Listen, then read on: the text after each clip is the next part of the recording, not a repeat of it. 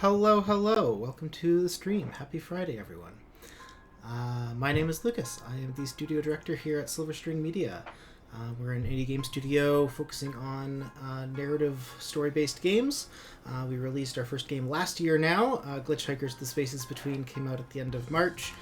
It's a small, chill introspection simulator. You can check out all the details at glitchhikers.com or info down in the description of the Twitch page here if you're around. But yeah, welcome to the stream. We've been doing a weekly Friday stream now for a couple of months, which has been a lot of fun. I've been playing through my third run through I Was a Teenage Exocolonist, which was one of my favorite games of last year.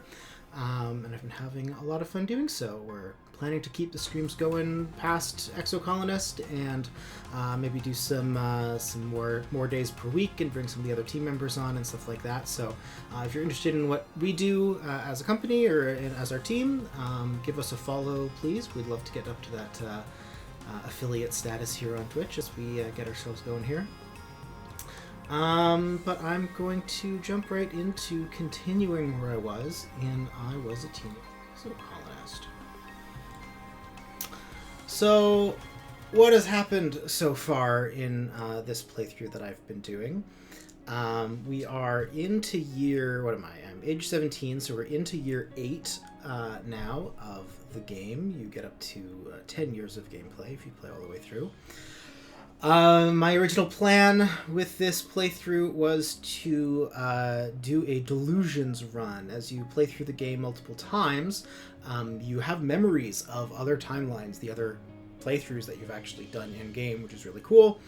And so it gives you some dialogue options sometimes of things that you can say that refer to your other lives. You can say, oh, I remember this happening in another life. I know the solution to this. And some of those result in the characters around you thinking that you're a little delusional. But I wanted to play into that and sort of see what happened if I really pushed on all of those delusion type things. And what happened was I got put away a couple of times for being mentally unstable or some such, which culminated recently in my parents and chief engineer instance putting me away for a bit and doing some drug-related procedures on me that have resulted in me not being able to remember any of my dreams, which includes my memories of my past life. And so the game has taken away my ability to pick those dialogue options that reference past lives. It's taken away my memory of things, even so far as I had information about the characters that I had from previous playthroughs, like what their likes and dislikes are and what their birthday is and such, and even that I have forgotten. And actually, even when I guess it correctly on this playthrough, it still doesn't actually update the screen, which has been interesting. So one of the other things that I wanted to do in this playthrough was make friends with some characters that I hadn't gotten to full friendship with before in previous playthroughs, and that's specifically Anemone and Vase here. Vase is a bit of a dick, and actually we found out last play session that his augment is a big dick. So because they sort of are in sort of the fascist faction, if you will, I've been doing some making some choices in this playthrough that I wouldn't normally make in order to try to be better friends with Vase. And sort of narratively at this stage also, my parents and the people that I knew and trusted from before took me and effectively lobotomized me. So I don't really trust them anymore anyway. And so I am falling in a little more with the fascists on the narrative here. And the main thing that is moving towards, which we're going to start off today with, is going hunting. I have unlocked the ability to go to a new area of the world of Vertumna in order to hunt Xenos in Governor Lum's war against the native inhabitants of this planet. And I'm all in on that on this playthrough, and it's going to be fun because this is a part of the game that I've never done before in any of my previous playthroughs. So come along for the ride. If you have Any questions or anything, please feel free to say hi in the chat. Like I said, give us a follow. Happy to chat with y'all while I play through this. But let's get going. Hunt in the swamps. So this will be animals in combat, which I think, yeah, I've already maxed out both, but that's okay. The main thing I'm doing is, doing the exploration and getting some new stuff, and also trying to make friends with Vase, which is the other thing I get here. So we're off. Very cool. Yes, very swampy. So like I say, I've never done this before, so this is all going to be new to me, which is exciting. Let's talk to Utopia. You look down at the drone rifle in your hands. This is the big leagues. Finally, you're going to get out there and take the fight to the enemy. No messing around out there, Security Chief Rhett says. These animals are dangerous. They want to kill you, probably as much as you want to kill them. Your job is to get to them first. Utopia sighs. And by no messing around, he means don't you go taking risks, she says. As head of expeditions, she's technically in charge of you in the field, though Rhett is the one who molded you for this. There'll always be animals out there, but you're a lot harder to replace. And if you take down anything edible, she adds, tag it for reclamation so as we can bring it back to the colony. Vase is practically humming with excitement beside you. Rhett pairs you up to head out together, and Vase looks skeptical. But sir, he says, shouldn't Solane stay back? It's pretty dangerous, we'll all be going. He might get hurt. Rhett shakes his head. You two are a good match, he insists. I want you to watch each other's backs out there. Stay within transceiver range of each other at all times. You might not always be able to reach the colony or Utopia, but you'll have each other. Never engage the enemy alone. We'll make a great team, right, Vase? Rhett smiles and claps you both on the shoulder. Good. Teamwork is the key word here. Teamwork.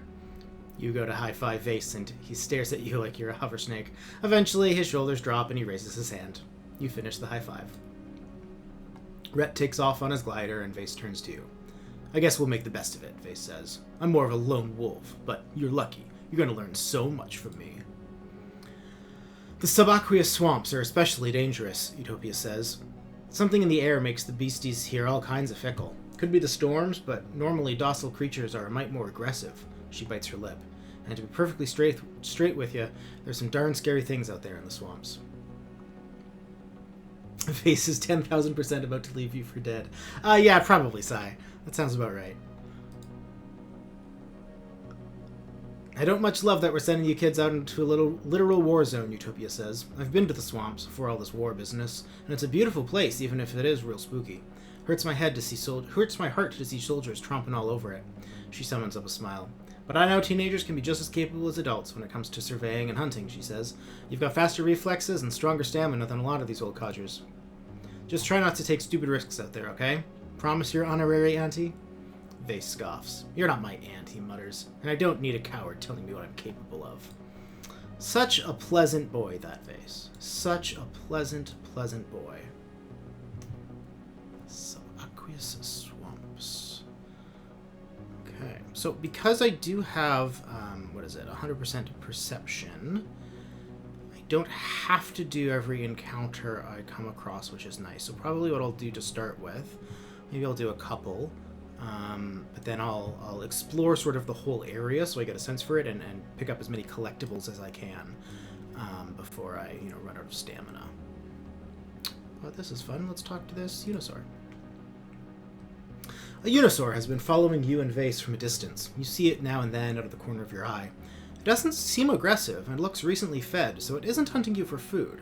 This is pretty unusual behavior for such a normally skittish creature. Oh, is this the pet that I can get? Can I befriend it? It doesn't act like a wild animal at all, more like an algorithm. It's not interested in your food, your soft cooing, nothing you can offer. It's unnerving and strange. It continues to back off and keep a precise distance from you and Vase.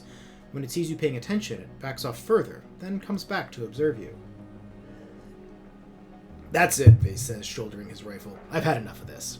The presence of danger seems to unlock some new subroutine in the Unisaur's instincts. It charges you. Okay, well, guess we're fighting anyway. Thanks, Vase. Becomes 4.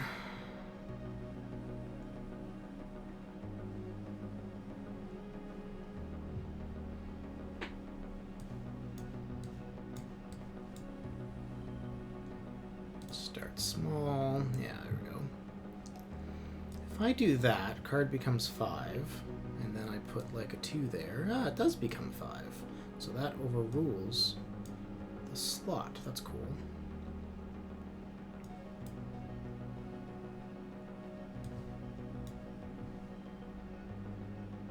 That also is a card becomes 5. Well, I guess that makes that a pair. She could reverse the arrows. Just do something like that.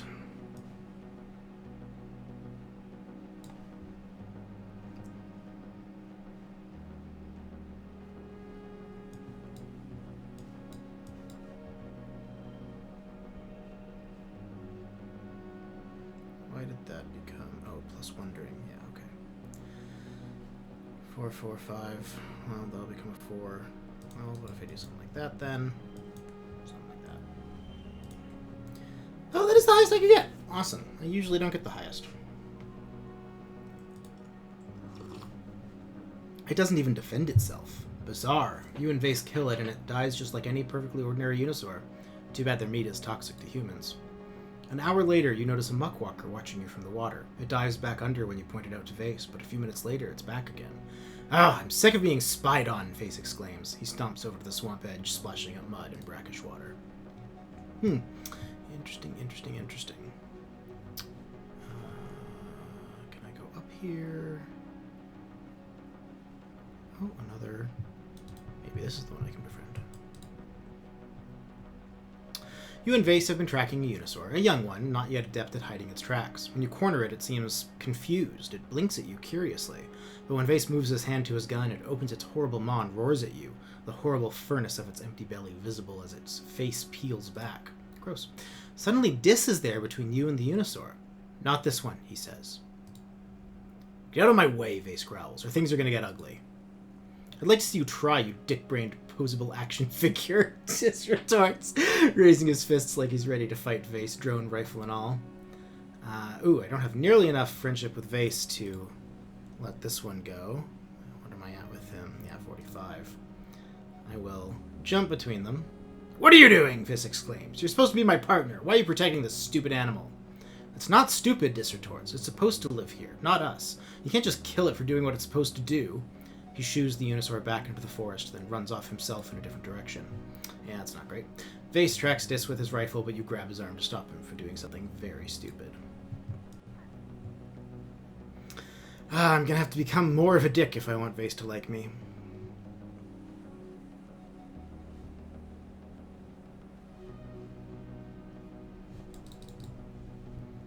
Okay, let's do this, fully explore the area a bit first, and then I'll come back to do some more events.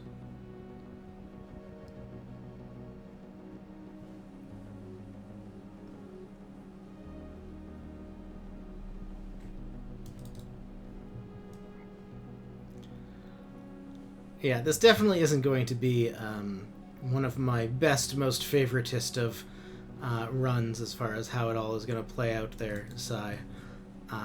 Gonna have to do some bad things. Ooh, that's a faceless, Jesus. Medicinal roots, that's nice.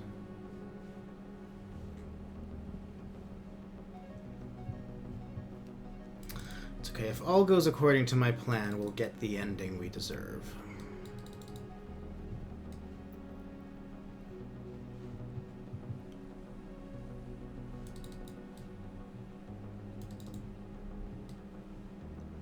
Ah, that's probably the Unisaur that I can get, because that's the boss battle for this area.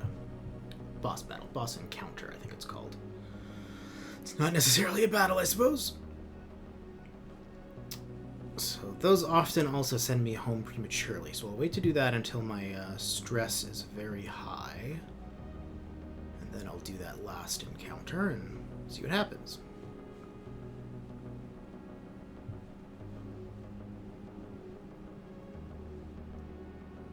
Gotten all the collectibles. I am a little turned around. Oh yeah, here's the faceless. Okay, so I've probably gotten all the collectibles, so I can do some of these encounters. So let's see what's up with this faceless, because that's scary. Despite being told to watch your back, Vase has gone off ahead and probably found something to kill indiscriminately. To add insult to more insult, he's left you with his heavy pack, like you're just here to carry his stuff. You huff and sling the pack on your shoulder, trying to follow Vase's tracks in the soggy ground. Your holopalm transceiver tells you he can't have gone far. You're so absorbed in tracking Vase that you don't notice something tracking you. Ooh. Interesting. It steps out from under the bough of a gloop willow and blocks your path. I've never seen this on this playthrough, though I think I know who this is. There's something deeply unsettling about it. It's some sort of chimeric beast on its bottom half, wrapped in tattered strips of flesh, though from torso up it looks almost humanoid, complete with... Stars, is it holding a weapon? Most upsetting is how its collarbone seems to unzip in a chaotic, fleshy mess of teeth, revealing a neck of glistening sinew and muscle. Its insectoid face seems to truly see you, a shrewd intelligence in its milky eyes. They speak. I am Noctilucent, a gardener. Their voice is rough and wheezy, and they struggle to form the words as if their larynx was not designed for language. They take a deep, raspy breath. You are associate to the divergent process symbiosis. You are vermin, a weed. You do not belong in the garden. Wait, they know Sim? You bravely raise your eyes to their face, cataloging the ways you see the seed of Sim's slightly inhuman features staring back at you. Their hair is a bit like Sim's as well, as if it's actually alive somehow, waving in a wind that isn't there. Whatever they are, they wait patiently for your response. The delicate petal-shaped weapon in their hands hums ominously. I like that it looks like the collar of a jacket around their neck, even though it's much, much grosser. We come in peace. Why have you been trying to kill us? I'm on your side. So this playthrough, I'm definitely not on their side. Why have you been trying to kill us? They laugh, you think? It's more like a crunching sound. It makes the hair on the back of your neck stand up. They seem to have exhausted their ability to maintain small talk with you. They continue regarding you, studying you. You try to look around them for Vase, but you realize if they're anything like Sim, they've orchestrated this meeting with you alone. They point the weapon at you and say, Gun, you understand. I can kill you. Ooh, interesting. Wonder if I call for Vase if he'll like that I've tried to rely on him. Let's see what happens. You trigger your holopalm's local transceiver and shout at Vase to get his ass back here. We got trouble. Noctilucent lunges, grabbing your wrist and staring at your holopalm. Human technology, they hiss. Their rough, oddly human hands twist and scrape your skin. Alright, well, now it's combat time.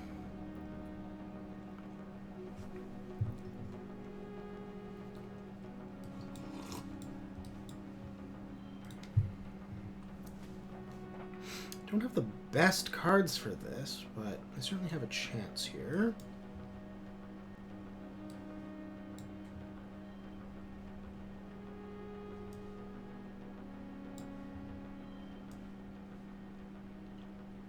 Don't love the plus 10 stress.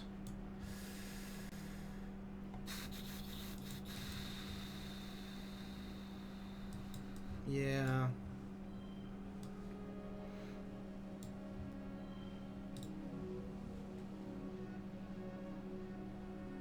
Don't like that. So if we do that, we'll get some good flushes. That'll become a 4.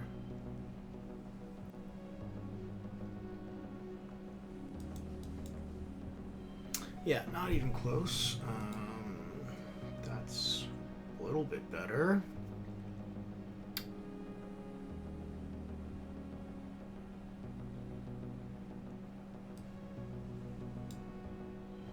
$36 with that.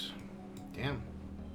So I can push through for 40 stress. How many mushwood logs do I have? A bunch. So let's see what we can do here. Make that a 6. Make that a 5.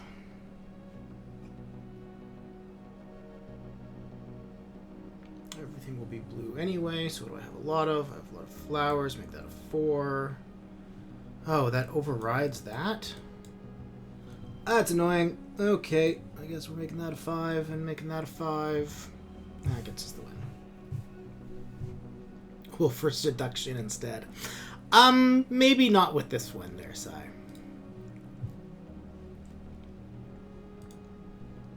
You go straight for Noctilucent's weapon, which seems to surprise them. You grapple for the weapon and eventually gain control of it. You fire at Noctilucent. Stars! This thing is some sort of sonic weapon. You can feel it thrumming in your hands as the pedal goes woof, and Noctilucent falls over, dead. You stare in awe at the brain-liquefying weapon, and as you do, it disintegrates into nothing in your hand, like a time-lapse of a dying plant. So, not all gardeners are friendly. Noctilucent's disdain. -5 to non-red neighbors, wild. Tell Vase about Noctilucent. You explain that a creature came out of the swamps and spoke to you. Not just any creature, but a sentient alien, a gardener. Surprisingly, Vase hears you out. He takes in what you're saying with the grim expression of someone getting a mission briefing. No, Rhett swore we were only hunting animals, he says when you're done. If you actually spoke to one of them. He starts to walk away, clearly shaken. It's the swamp. You're seeing things, he mutters, not looking at you. Interesting. Whoa! Oh no! That sent me home. Alright. Well, I guess I'll go back out then. That's okay, I suppose. Just more friendship with Vase anyway. So conversation with Anemone, and it is, what, mid-pollen? This is, oh, nobody's birthday. I actually think it's maybe Sim's birthday, but... Sire, are you calling me a coward for not trying to seduce the disgusting murder alien? Because, fair, I guess.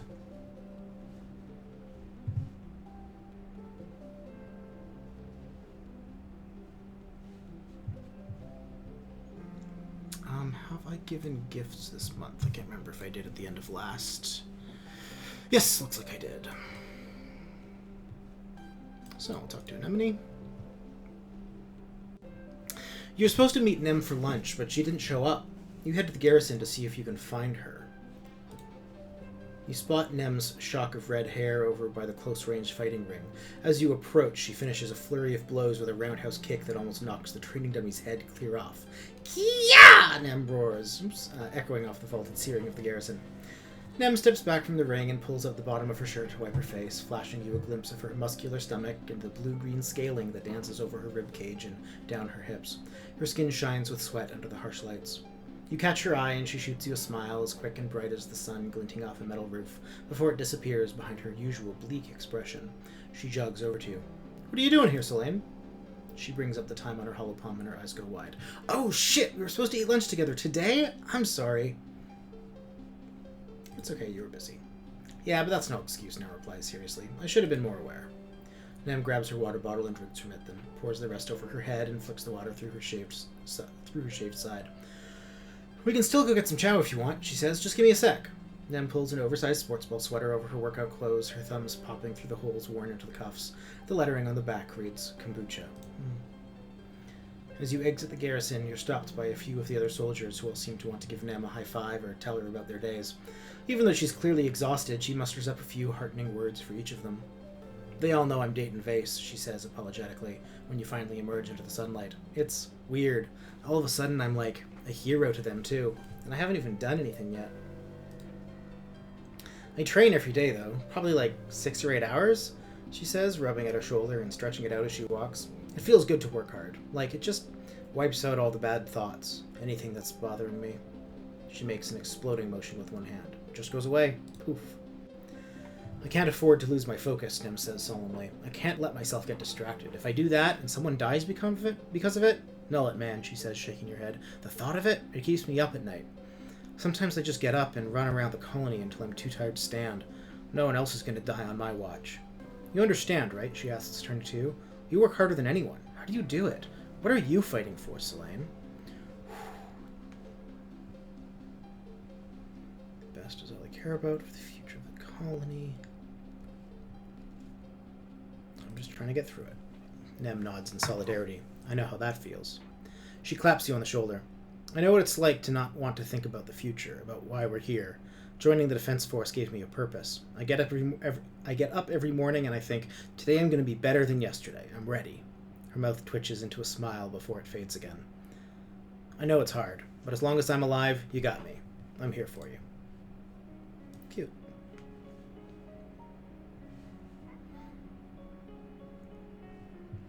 So I still have lots of... or low stress, I suppose, since that exploration ended prematurely, so let's head right back out there.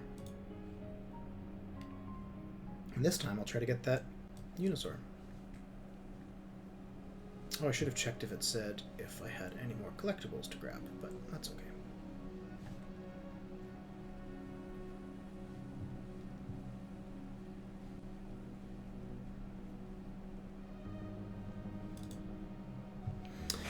The worst thing about hunting in a bog is, well, the bog. You're up to your knees in sticky, clinging mud, sucking at your boots when you try to move. You're stuck. You poke at it with a stick, then lose the stick. How deep does this go? Wade through it, build a bridge with engineering. Cool. You find some branches that seem light enough to strap them together using tall grasses, making a kind of raft. You drop it onto the muck where it sits without sinking. Then you make a second raft, walk to the end of the first, and drop it down. Then you pick up the first raft, walk to the end of the second, and drop it down. Continuing this way with your two rafts, you and Vase are able to cross without even getting wet. It takes forever, but it works. Cool. There's a different variety of bushbub here in the swamps. Slimy, smooth-featured, and gloopy like the rest of the foliage. They seem just as slow, but suspiciously intelligent as their dry biome cousins. You come across one of their little shrines and find their well-worn paths in the loamy soil. While you're inspecting the shrine, you hear a blurbling, groaning noise, and Vase smacks you with the butt of his rifle to get your attention. Barreling down on you from different directions on the path are two goop-faced bushbub sentries, calling out to each other as if they've been lying in wait. They attack. Combat challenge. If I didn't already have max combat, this would be a great way to increase my combat.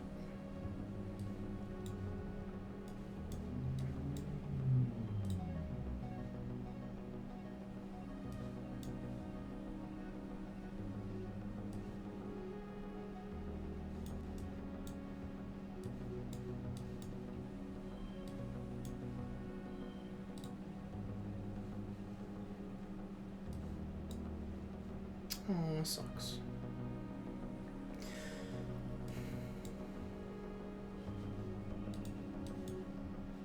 This one for gem, this one for gem.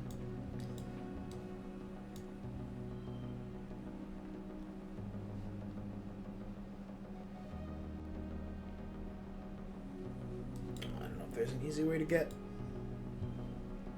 any runs here. Guess I could do that.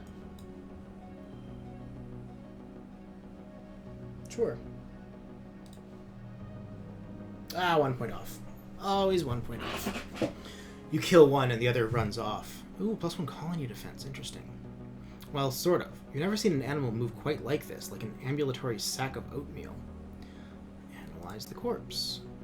Face sighs as you kneel down to take a closer look at the Gushi bushbub. This must be some subspecies of bushbub that doesn't appear on your Holopalm's bestiary. Its rock-like skin is much thinner and slimy, and its branches don't look like they've ever had leaves on them. You cut it open, and its organs just don't make sense. They're just jumbled in there willy-nilly. You can't even figure out how this creature would digest food. Maybe it's a genetic abomination, but there were two of them. Specially constructed just now to try to kill us, perhaps. You and Vase are walking down a path made by some creature, probably bushbubs. They like to make paths. What you find, though, isn't a bushbub. It's a snapbladder, a much more aggressive foe. You've seen nests of the things squirming around and crying out, trying to lure people into their hungry mouths, but this one is on the move. It's crawling across the path. Slowly. From its round, lumpy form, you wonder if it's pregnant. These things are a danger to surveyors and could potentially kill someone who fell into a brooding nest. They swell up so huge they can't move anymore and instead half bury themselves and lie in wait for prey to come too close. Ugh, you take this one, Vase says, gesturing to the lumbering beast. It looks like your speed. Ouch. Let's analyze it first.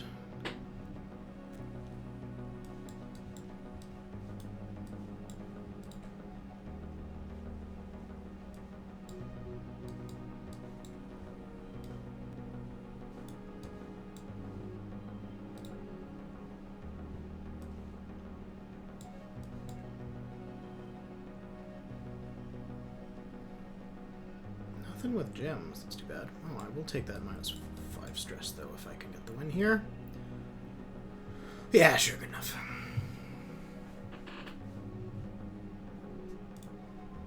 The creature seems uninterested in you, more concerned with getting where it wants to go. You're able to take a few really good readings on its biochemistry, even snagging a sample of its clear, gooey slime.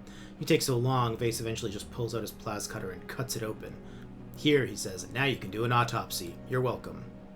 The cut-open snap-bladder carcass exhales a noxious cloud of acid mist. It stings your eyes and makes your lips tingle, but you're okay.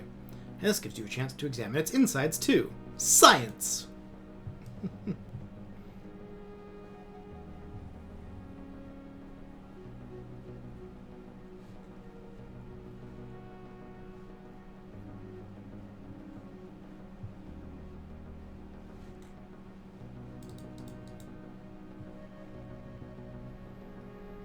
The swamp has flooded here, and water has risen to almost completely cover the trees. The islands you make your way across are actually the tops of giant mushroom-topped trees barely rising out of the marsh. The water is clearer than usual, so you can see down through the underwater canopy to the jungle beneath the surface. You think it's just marvelous to peer down at the underwater forest, but Vase is antsy and looking for something to fight. He scouts on ahead. You're hurrying to catch up when several muckwalkers come flopping out in front of you. They're twice as long as you are tall, smacking and slithering in your direction with hundreds of little fins. The creatures are slow and clumsy out of the water, but it doesn't really matter when you're that big. Fight those Xenos.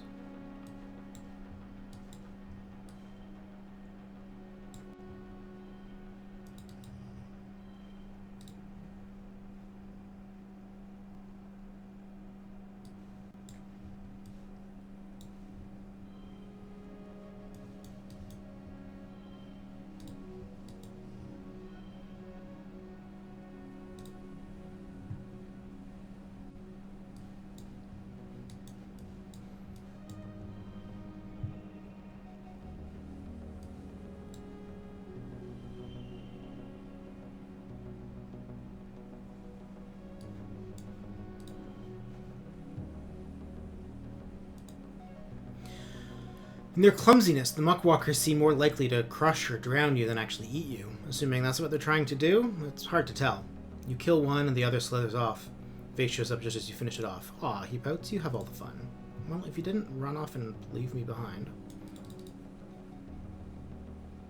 Electrical storms can be a real danger when you're slogging through swamps, and not just because of the obvious. Something in the frisson of electricity in the air draws previously unseen creatures to the surface, their behavior strange and unknown. Something like a giant electric eel has surfaced here, and is lifting a long antenna out of the water. It looks like it's trying to attract lightning. Maybe we should give it what it wants, Vase says, pulling on a pair of stun gloves and grinning sadistically. Let Vase zap it. I bet that's not going to go well. The creature harmlessly absorbs the electricity from Vase's gloves. In fact, it seems to absorb it with a satisfied look on its wide fish-like face. Then it shoots electricity back at you.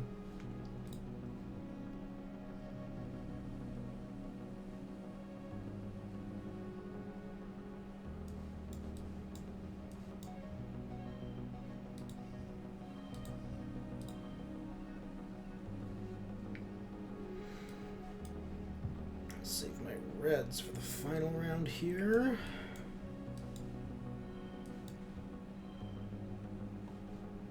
Which I will need to get 55 points. Alright.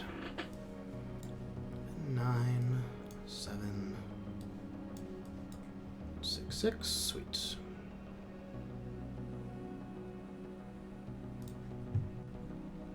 Oh, of course. You kill it. You think it sinks into the water, so there's no trophy or even proof you did it. Vase pouts and pulls off his stun gloves. Wish more of these gave me extra friendship with Vase for doing stuff with him. You're creeping through the forest when Vase holds up his fist to signal you to stop. He points to his eyes, then through a stand of underbrush to a balneal sitting in the middle of a shallow bog. As you're watching, the enormous semi-aquatic Xeno slowly dips its head and skims the top of the bog, filtering the murky water through its baleen before spurting the rest from its blowhole. Vase raises his rifle. This'll be an easy one. Drive it into the sticky muck sand. Attack it outright. I don't know. Vase wants to attack it, so let's attack it. I do like that a lot of these you have the opportunity to try to be peaceful in various ways, even if Vase isn't. So it could be worth coming here, doing this expedition, even if you're not doing what I am doing and wanting to be more peaceful. Because you could still get some, potentially still get some value out of it.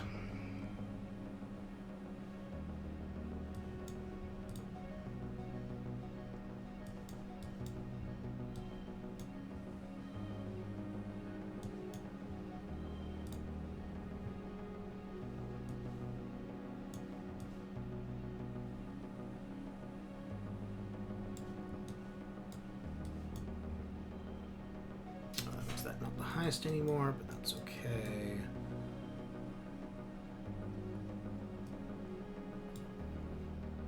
Can I get a 6 somehow? No value is wild. Let's do that.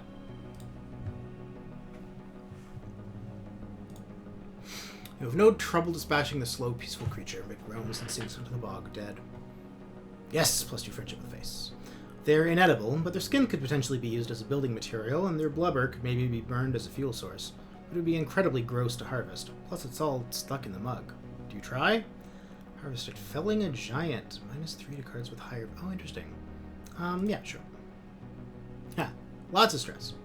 No sense in killing an animal without using its body for something, which is more easily said than done. Face leaves you to do it alone, saying he has some important work to do elsewhere. 5 hours later, you're exhausted and covered head to toe in mud and toxic balneal blubber. The smell is unbelievable. You load it onto a hover sled and drag it back to the colony. Utopia is disgusted by the revolting bounty, but gives you some kudos for your work. Maybe the construction crew will have some idea what to do with 10 yards of balneal skin. I was afraid that was going to take me back to the colony again, but it did not, which is good. So my stress at 64. Still a few encounters in me. A wide but shallow stream blocks your path here. If you get a run up, you might be able to jump over it, or there are giant lily pads that might hold your weight. The tops are worn smooth as if animals in this area regularly use them as a bridge. Vase leaps over it. Come on, short stack, he crows. He has the height advantage, though. It might not be as easy for you. Hop across the lily pads, jump over it. Neat toughness 5 rating. Sure, let's just jump. Yeah, more friendship with Vase. You land neatly on the other side, and Vase laughs and gives you a high 5. Cool.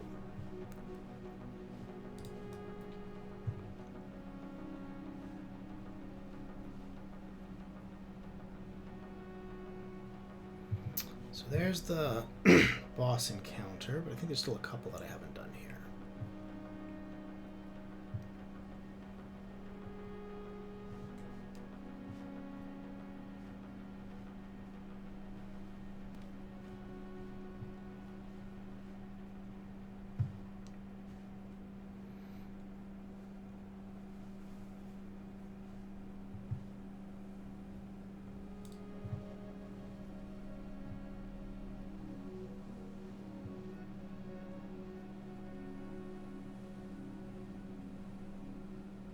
Here, maybe? No. No. Am I wrong? Did I do them all?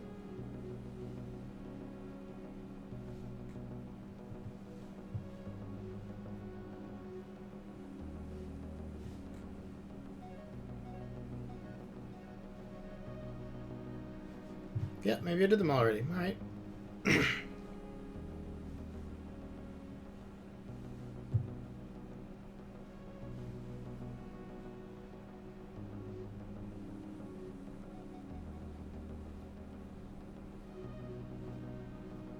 Oh, here we go. A Hopeye.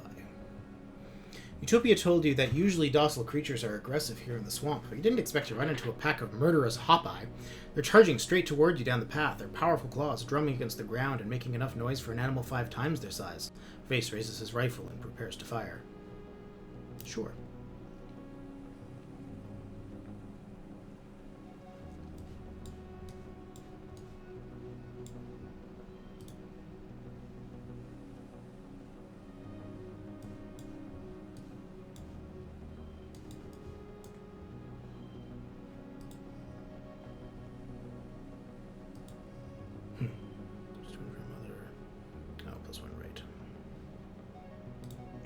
be good.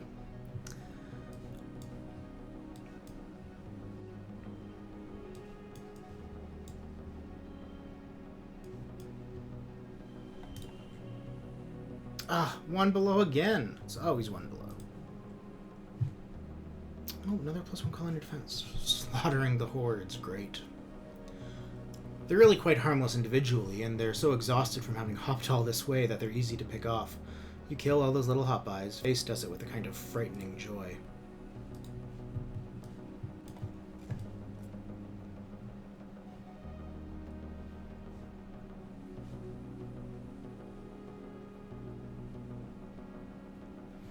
Wait, this is where I was. I'm lost in the swamp. Here we go.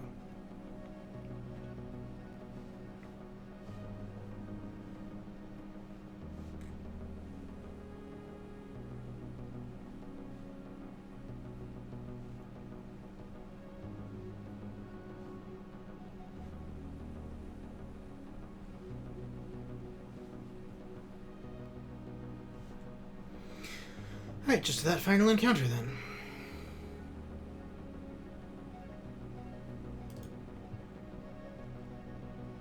It's getting late, and you and Vase should be heading home soon.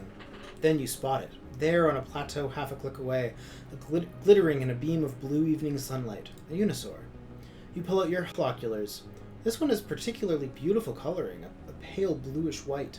The last rays of sunlight shimmer through its rainbow mane as it paws the ground and sniffs the air. You're drawn to its terrible beauty. The question is, when did it last eat? You look around for Dis. There's no sign of him this time. Let's get closer. I just went through all the cards. Jeez.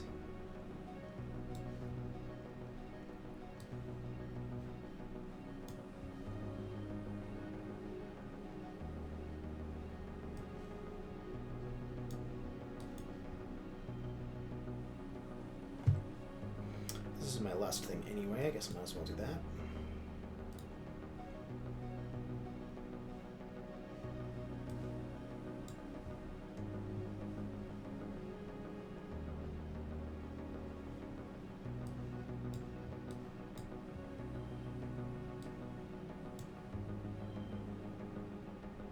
Sure.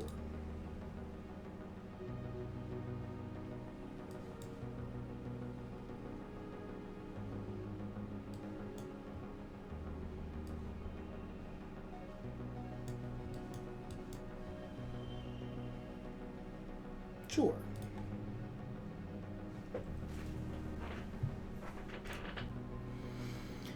Vase watches you, expecting something bad to happen.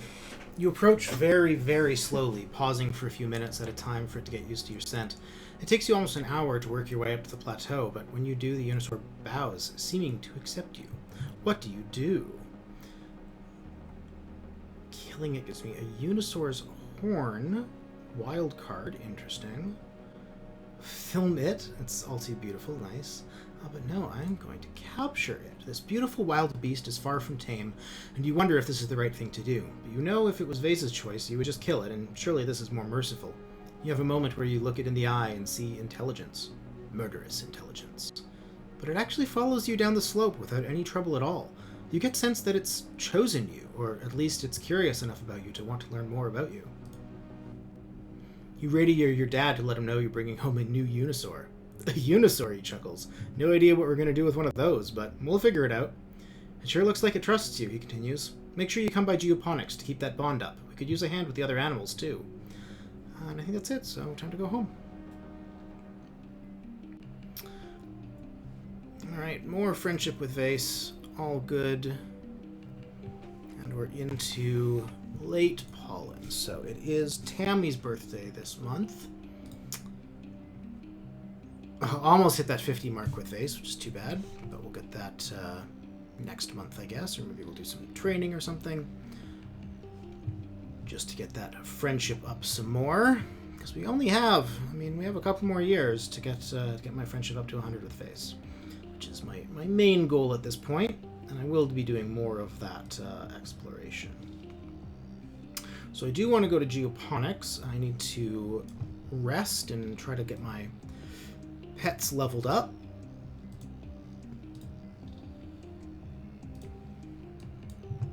meantime, a couple conversations.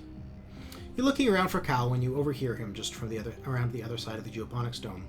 For the last time, leave me alone. Doesn't sound good. You get closer and find Cal facing down Red and Vase. They've cornered him, their body language calm and relaxed, while Cal's so angry he's almost shaking. Cal, please listen to us, Red says, spreading his hands. We're not here to conscript you. I can't force you to join the army. All I'm saying is that I need good, loyal, strong young men like you out there on the front lines. Red smiles. You're a good boy, Cal. I admire your passion for peace and your dedication to fighting for it. That's why I'm here, asking you to help me protect the colony. Protect the colony, Cal spits? That's such a lie. You're not protecting anything. You're just slaughtering defenseless animals in their homes. It's disgusting. Hey, Vase retorts, taking a step forward with his fist raised. Show some respect. Cal squares up like he's ready to take the hit. For who? He asks, voice sharp. Psychopaths like you? Vase roars and looks like he's about to take a swing, but Rhett holds him back with one raised hand. Vase slinks back to Rhett's side, glowering at Cal. I can tell you need a bit more time, Rhett says. I just wanted you to know that my door is always open if... Are they bothering you, Cal? Your mom comes up behind you, her presence smothering the encounter like a blanket over a fire. I need you inside, she says to Cal, then turns to Rhett.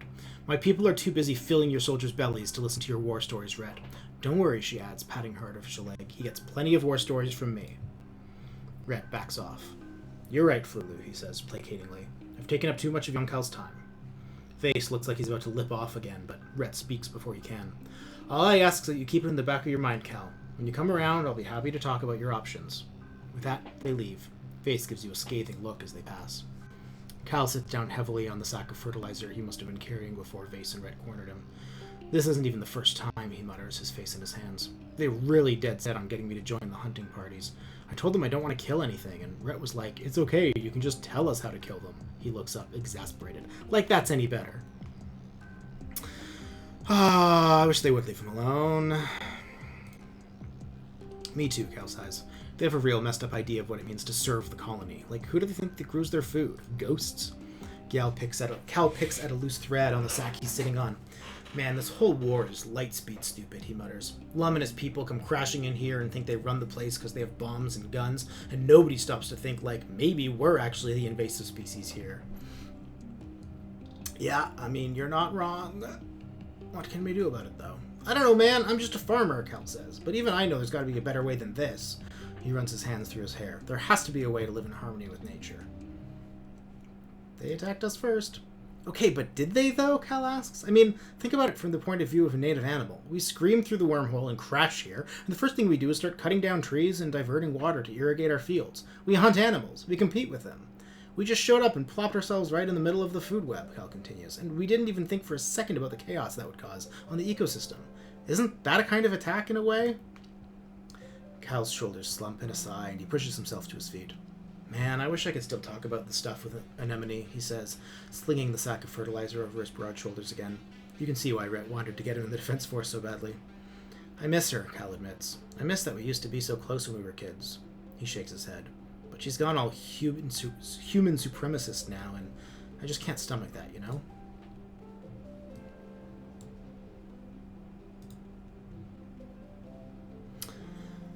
You and Tammy watch a group of preteen colonists pass by, joking and pushing each other around. Tammy shakes her head sadly. I miss there being babies around, she says, linking her fingers over her stomach. I know why we're all supposed to stay on contraceptives, but, she sighs, why are we even here if we're not thinking about the next generation? Present for Tammy's birthday. Flowers on my birthday. How beautiful. She gives you a gigantic hug. Oh, and a new chat with her. Tammy looks worried. She's hugging herself and pacing around. Every now and then, her attention turns sharply towards the east wall. You okay? She's relieved to see you. There's something out there, she says in a quiet voice. Lots of somethings outside the walls. I think they're far away, but I can hear them. What do they sound like? It's like, she struggles to describe the sound. Squeaking, super high-pitched, really long sounds, like metal or like a broken robovac scraping along the floor. Only there are hundreds of them. You shudder at the thought. My dad said he picked these ears as my augmentation to keep me safe, she sniffs. But all they do is make me scared. I hate my stupid ears. She bats at them with her fists, tears springing to her eyes.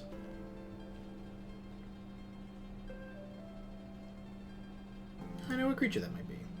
That could be bounce weasels. You tell Tammy about the tiny furry little creatures who live in trees. They're cute. They make a loud screeching noise when they're hunting. You show her the recording you made on your holopalm. That's it, she yelps. You explain that bounce weasels are tiny and harmless, and they hunt the big flying dwarves moths who eat our crops, so they're helping keep us safe in a way. Tammy is so relieved to hear they aren't dangerous. She wipes her eyes and smiles. You tell her she's lucky to have such cool ears. Really? You think so? She lets you lean in close for a good look at her enormous elf-like ears. You wonder what it must be like to have such sensitive hearing. Can she hear the grass growing? Can she hear your heartbeat? Shout, can you hear me now? Jesus. Engineering, I have an idea. You ask if she's considered noise-canceling sound. The subdermal jawbone conducting hearspeak for her holopalm could be calibrated to dampen or block out certain frequencies. She takes a moment to parse what you're saying. Oh, wow, I've never thought of that. I'll try it. I wonder if I'll still feel like me without my special hearing. You tell her that with her amazing hearing, she could be a great garrison lookout, or a musician, or a spy. She looks at you dubiously. I don't think I want to be any of those things, but thank you, she smiles. You're a good friend, Selene. Please don't let my dad know I said I didn't like my ears, she says. Tammy is such a caring girl. It's unfair she has to suffer from her sensitive hearing, but so sweet that she doesn't want to be a burden. She gives you a big, warm hug and says she's going to head inside soon, because it's nice and quiet in there. You leave her rubbing one of her ears thoughtfully. Ah, I love Tammy.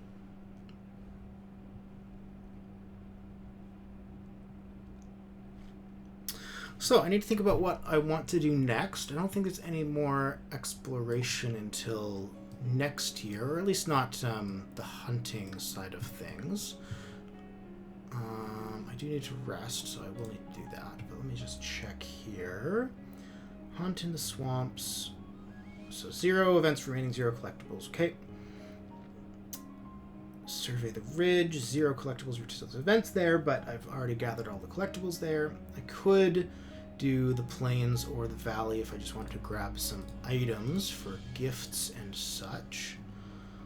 Doing okay on that front, but some more strange devices could be good for giving to Vase.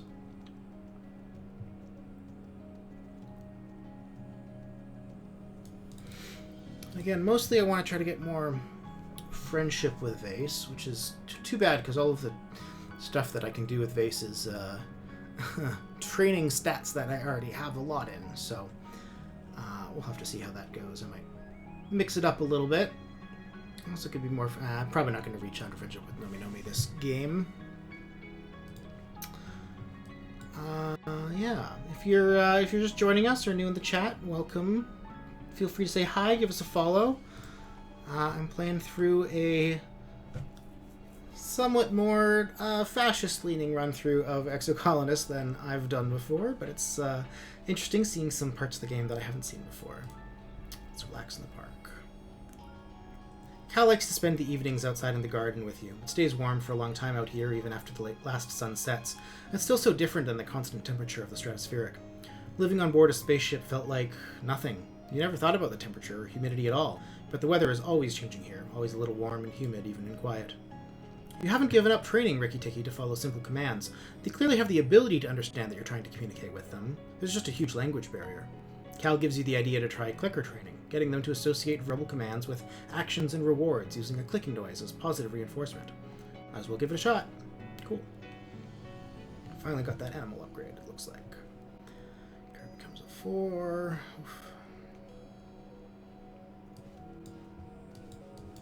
Just do something like that to start with. +6 if card to the right is blue. Wow.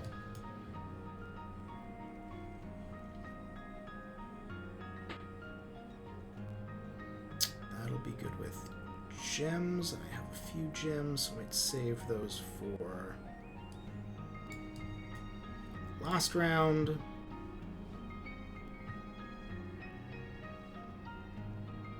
Did I just use it? Did I just screw that up? No, +2 for each gem on other cards. So if I do that, and that, that'll be a big number. Yeah, not even close. Success! You use the clicking as a shared language, and Rikki Tikki quickly begins to respond to your commands. By the end of the afternoon, you're getting pretty reliable results from both stay and follow. So now I still only get the +1 skill on a challenge win, but I get a +3 bonus to straights, which is interesting. This is great. Vricky must be more intelligent than people give him credit for. Maybe Vricky will be the species that evolves to be codependent with humans, like dogs evolved from wolves. You've been working with Rikki Tikki for months on getting them to follow simple commands. You're getting, oh, it's interesting, where I'm getting like 2 upgrades at once, it looks like. You're getting pretty consistent results with 1 or 2 at a time, but they get bored and wander away if you try to do a longer session. You set up a small obstacle course in the garden consisting of a few ramps and balancing beams. Rikki Tikki looks at the treats in your hand expectantly. Run that obstacle course. 90, but I got lots of big high cards here, so first collectible use is free. That's also nice. Yeah. Actually, maybe I'll save those then. This one for gems. I'll do something like, what am I doing, like that? One of those plus 2 cards with gems. 1 for each gem on other cards. So I think if we do...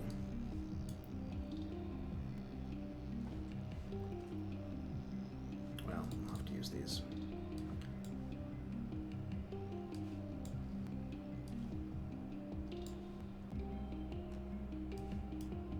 Probably just something like that.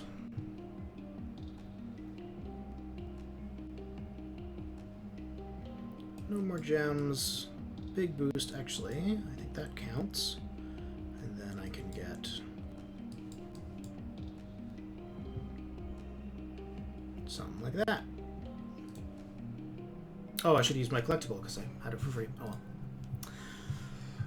A stunning show from the young Rikki Tikki, admirable speed and dexterity. They and their trainer Selene are promising new stars in the field of Rikki training, because now it's +5 bonus to straights, which is pretty impressive. Rikki Tikki finishes the course and leaps into your arms, jittering happily. You did it. You've trained a Rikki to follow commands. Oh, interesting, but I didn't get the Hop-Eye upgrade.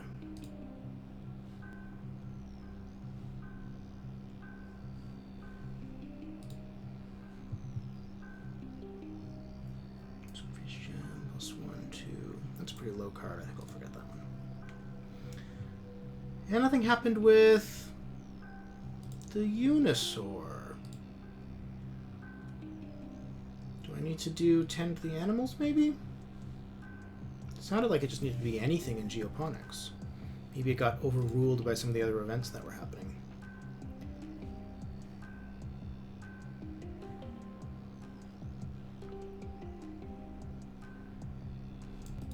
Sweet. So it's a new season, so I can do a round of gift giving again, plus it's Dust 1, which means it is Anemone's birthday, so we can give her a gift, though we've already maxed out friendship with her, so I don't need to worry too much about that. I'm still going to give her a birthday gift, because it's only nice. Who else do I want to be friends with? Do I care about friendship with everyone else? Oh, I certainly want to be friends with Rex. Well, if it isn't one of Vase's cronies, Rex teases. Did he tell you to come give me a hard time, or are you just here for fun? Hugs incoming. Aw, yeah. Oh, another event with Rex. Rex beams when he sees you walking towards him. Selene, he calls. Just the person I wanted to see. You duck under the shade of an overhanging bit of construction. I wanted to talk to you about something, Rex starts without preamble. I wanted to talk about us. Interesting. I don't know what the romance... I've been flirting with Vase, mostly for the friendship points. So I don't know what the situation will be with that, because I've done some romancing with Rex. But I've romanced Rex before, so I think we should stick to being just friends with Rex and see if I can do some story content that I haven't seen, even though romancing Rex is always fun. Rex tilts his head and looks at you quizzically. Are you sure? Because that's not what I got from you when we kissed. But I guess, he says, shrugging, if that's how you want to play it, that's fine. But I like kissing people who want to kiss me back, so maybe we shouldn't do that again. Rex slings a friendly arm around your shoulders. I'm glad we talked about this, he says. There's nothing better than a boy and his dog, right? You have to agree. It's awkward to tell someone you don't like them that way, but you feel good about this one, and Rex seems as genuinely happy as ever. It's good to have a friend like Rex. Oh, I love Rex so much.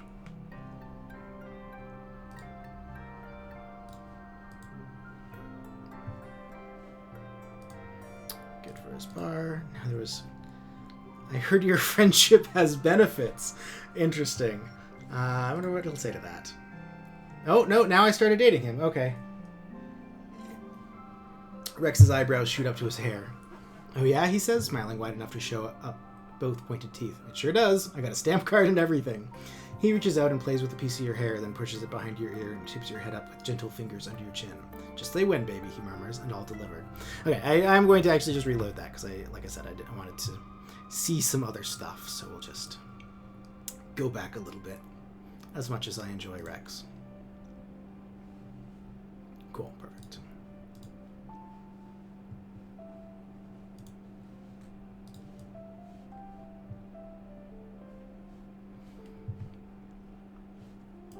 So new month, let's give some gifts around. Present for Nomi.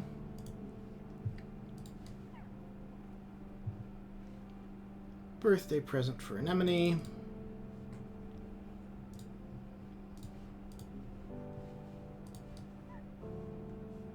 And a present for Vase. The Helio was a good place to grow up, Vase says thoughtfully. Children need discipline and routine. Even iconoclasts need to be integrated into society first. Otherwise, we're just a bunch of free radicals spreading like a cancer everywhere we go. Vase clenches his fist. There's no limit to what a group of disciplined, focused humans can do. We can take on anything if we work together. Sure, Vase. Sure thing. Know thy enemy. Oh, excellent. You cross paths with Vase in the garrison. Sulaine, he hails you. Just the person I wanted to see. Come with me. Vase leads you through the labyrinthine corridors of the garrison to where the soldiers are housed. Most of the people who arrived on the Helio have moved into colony housing and their rooms converted to storage, but it's not surprising to learn that Vase is one of the holdouts. Vase's room is humble, but far from utilitarian. As the motion sensor lights flicker on, the first thing you notice is that it's full of space travel paraphernalia. Star charts, ship schematics, flight plans, and the like. A hologram of a small personal class spaceship hovers in the corner. As you gawk, Vase shoves your shoulder lightly and moves into the room. It's too bloody noisy out there on the floor, he says, and I wanted to ask you something. Have you ever wanted to just leave? He starts, giving you a thoughtful look. You know, to get away from all this terrestrial bullshit and return to the skies where we were born? Sure, nearly constantly. Vase laughs humorously. Yeah, of course, I knew you were one of the smart ones, he says. This colony, this planet, it's too small. It's just, Vase continues, looking around his room, I can't help but feel like space is where I belong. I always wanted to be a spaceship pilot more than a soldier, he says. It suits you. Hell yeah, it does, Vase replies. I don't want to be a soldier for the rest of my life, that's for sure. Not on this shithole of a planet. Protecting people who don't even want me to be here? Pass. He shakes his head. Nah, space is where it's at. Cool.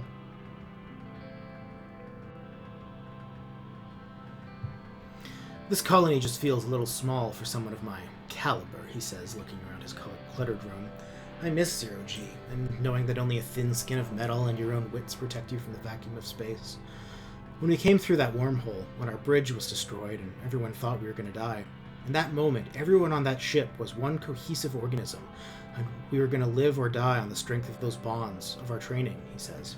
It was an adrenaline rush that nothing could ever match. Anyway, I was thinking, I wanted to return to space, in my own spacecraft, Vase says, fiddling with the dials on the hollow projection of the little ship so that it flickers. Just a little one, enough room for 2 people and some cargo. He looks at you. I'll need a second in command, he continues. Someone to compliment me, someone who I know is going to have my back. I do my best work on my back. LOL! Love that for him, go to space. Yeah, exactly, Sly. See you later. Vase laughs and shakes his head. Easy, soldier, he says, but he's smiling. I'm being serious here. Vase's eyes dart over to the wall of his bunk, where you can see a few personal photos interspersed along with the spaceship stuff. Nothing's keeping me here anyway, he says. My mom split when I was a baby for all the good it did her still being stuck on the same spaceship with us, pretending I didn't exist. And my dad died about 2 years before we came through the wormhole. That sucks. Not really, he sneers. My dad was a mediocre soldier with authority issues. He liked to fight, and he wasn't smart enough to do it right, and it got his ass bounced from the program and put into the civilian roster. From the tone of Ace's voice, being called a civilian is probably the worst punishment he can imagine. Turns out resisting authority was the only thing keeping the shithead together. He filled the vacuum with drinking and trying to knock me around until he couldn't even do that because I moved into the barracks as soon as they'd let me. Eventually, the old man got in a fight he couldn't win, Face says, shrugging. Fell down a bunch of stairs, I guess. Face runs his hand through the hollow projection thoughtfully. It's bloody weird. In my earliest memories, I remember idolizing him for being tough. Then I spent my childhood hating him and the rest of my life pitying him for what a goddamn weakling he was. He puts his hand down and flicks off the hollow projection. That's why I want to go to space, he says. I don't want to end up like my sad old man, fighting and drinking until it all gets to be too much and I sodding well snap. I want to make my own name for myself, in the stars. Cool. Learning more about Vase. Still an asshole. But, you know, cool motive, as they say.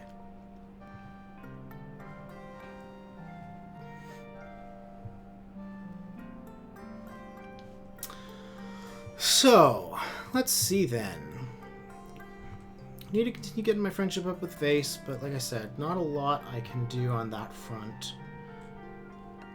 Other than training things that I don't need to train, though I might still do a bit of that. Defense training, yeah. Sports ball will give me toughness and bravery, which I still need, but not friendship with Vase, only friendship with Anemone. Guard duty at least gives me some bravery, so maybe I'll do that. 20 stress, is that more than usual? Yeah. Maybe I'll do that a bit. I want to see if I can get that Unisaur. Because I don't think I've ever done much of these, or at least not for a long time. Into the supply depot. Anything good? No, I need to unlock... Oh, plus 50 combat. Wow. Times 2 bonus repairs. Plus 20 combat. Autoplay best hand, -2 to cards. Interesting. Autoplay best hand. Yeah, otherwise not a lot that I want there. I have some extra stuff. I'm going to give Mars a gift.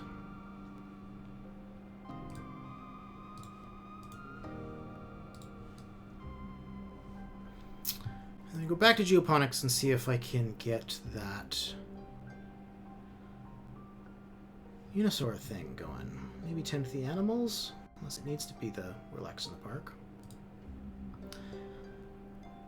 Oh, this is the first time I've done tend to my animals, so... You meet your dad by the animal pens, fresh and ready for your first day at your new job. Your dad laughs at you at your clean clothes and your scrubbed face. Oh, Pumpkin, I'm sorry to tell you that you're a little overdressed for the position. You're gonna get dirtier and all heck today. Go on, put these overalls on and let's get to work. I might... Assuming this doesn't give me the Unisaur thing, I'll probably restart.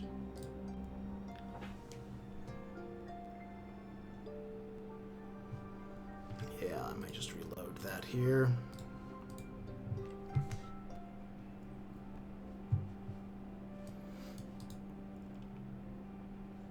I guess I could just relax again, but I have no stress, so maybe I'll just have to come back and do that in a bit. Ever since I got any pets, I've only ever relaxed in the park, and this last time was the first time any of them leveled up, so I don't know what was going on there.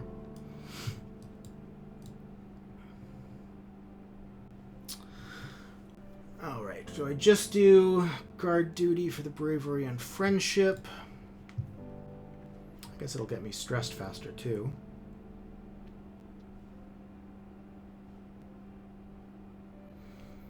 Do I do some schooling? I haven't done that in a while. The last couple years, I wonder how much I can really get, get some of these friendships up that aren't very high yet. But I guess you're always supposed to split between a few different things, so maybe.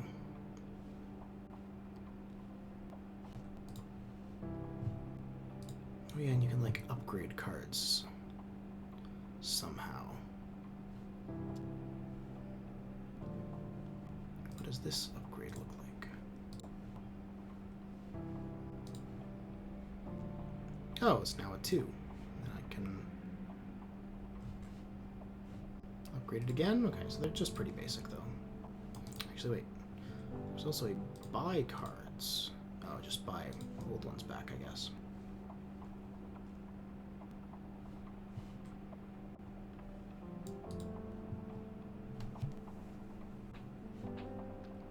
Still have good enough reasoning to unlock that. Study engineering.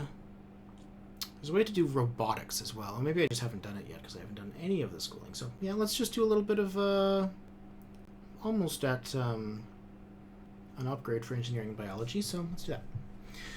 You hear a scuttling of metallic legs. What the heck? And a strange knee-high robot bursts into your engineering lab, going full tilt on its 6 spidery legs. It slams into a wall hard enough to knock itself down. It seems to be having trouble getting back up again and is flailing its metal legs around dangerously. I have enough engineering that I can fix it. Oh, Professor Howell laughs sheepishly, coming in to find you playing with the obedient little bot. This one got away from you again. It's always busting out of the robotics lab. Wow, robotics lab?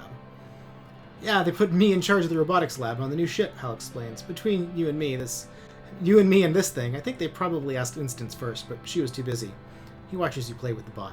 Hot dog, you are so good at engineering, he says, pride in his voice. You should work on the robots we have now. +5 to all blue flushes. Interesting. You're good for straights.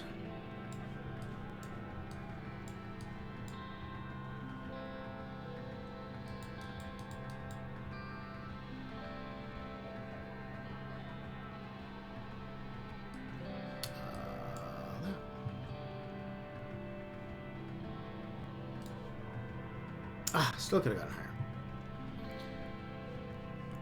4 engineering. Oh, sweet. That got me the new perk. Some reasoning. Wonderful. Friendship with them. Cool. Oh, it's Vertimilia now. Alrighty.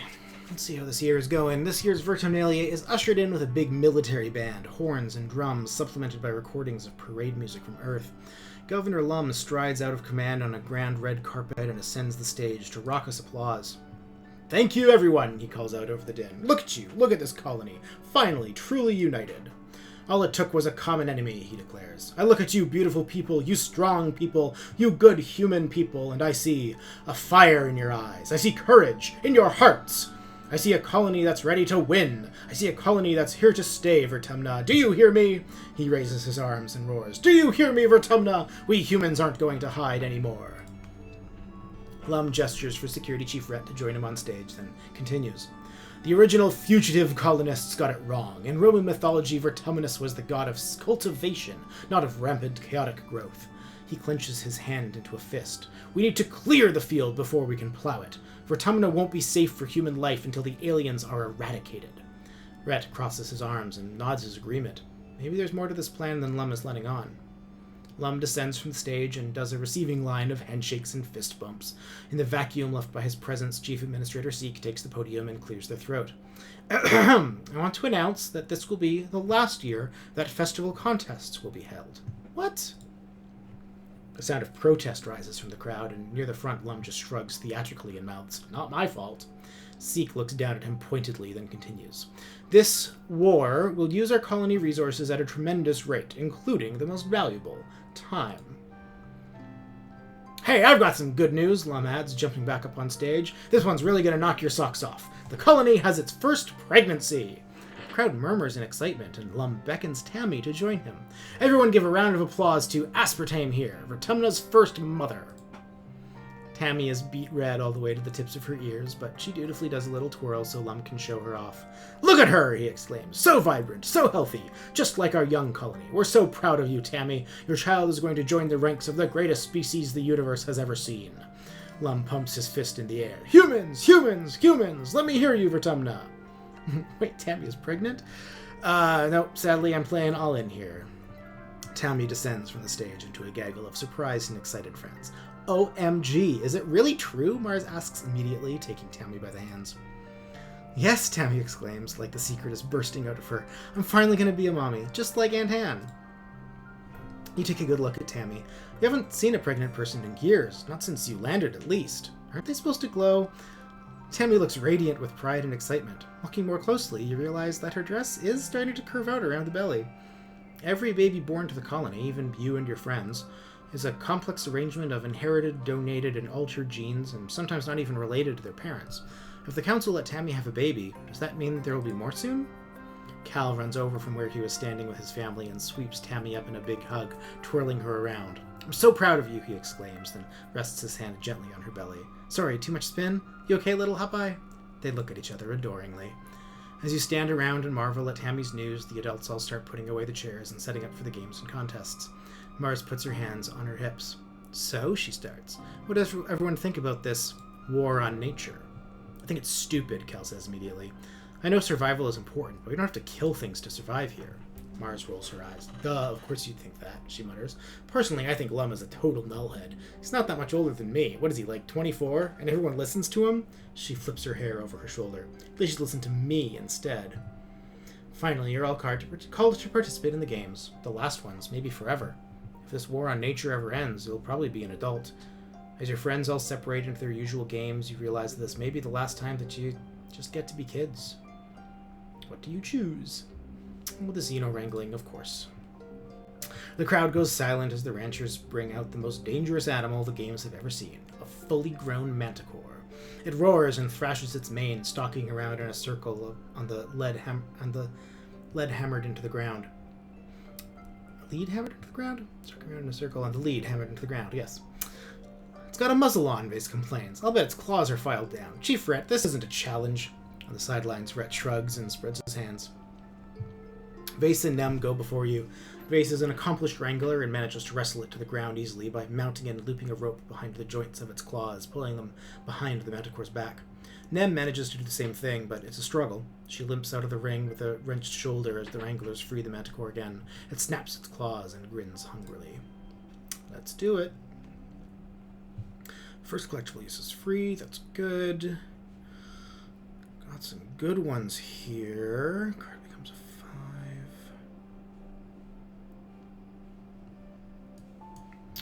Start small. Save my big ones. +2. And we probably have enough to go for that. So let's do some big ones here. Gems. No gems, but I'll save it in case I get gems. Just do something like that for a big flush. What is it that you can begin? I guess straights give extra bonus. Maybe we'll be able to do that in this last round. I don't know, only do 30, so this should be fine. The -1 to all other cards is hilarious. Fucking Vase. Still no gems.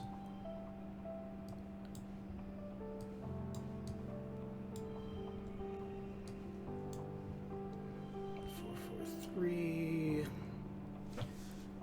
4. Alright, I don't really want to use a Xeno egg, though. Oh, but it's free, so I can do that. So I can do that to get a straight in there. That should give me lots of extra points. Ah, excellent. Bonus kudos there.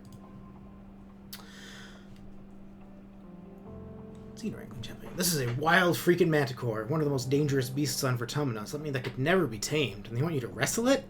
No problem.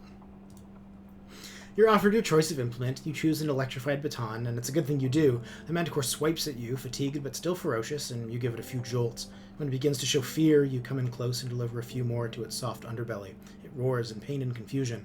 The crowd roars in bloodthirst as you force the manticore into submission, especially the Helios. You aren't sure if they were rooting for you or for the manticore. After the festivities, everyone is supposed to take a few days vacation. You and your friends relax, but the adults move around the colony like ants in a hive, fortifying the walls and preparing for the human offensive against the planet.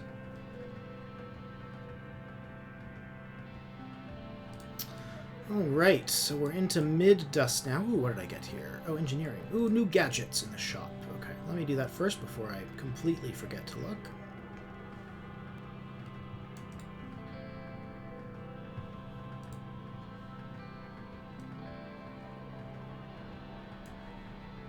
+10 to reasoning, +2 to all blue flushes. This one I like. +15 to all skills is nice. Just helps boost all of the ones that I haven't been focusing on. +30 engineering, and first collectible use is always free is interesting.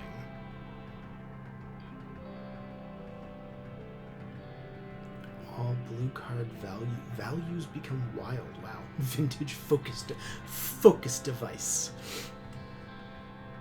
I might pick up the 15-12 skills. I probably won't use it usually if I'm doing challenges and stuff, because the Sun Medallion is super useful and I like the less stress and everything. Just one skill on challenge win. Though again, that's only super useful if I'm doing stuff that I don't already have maxed out.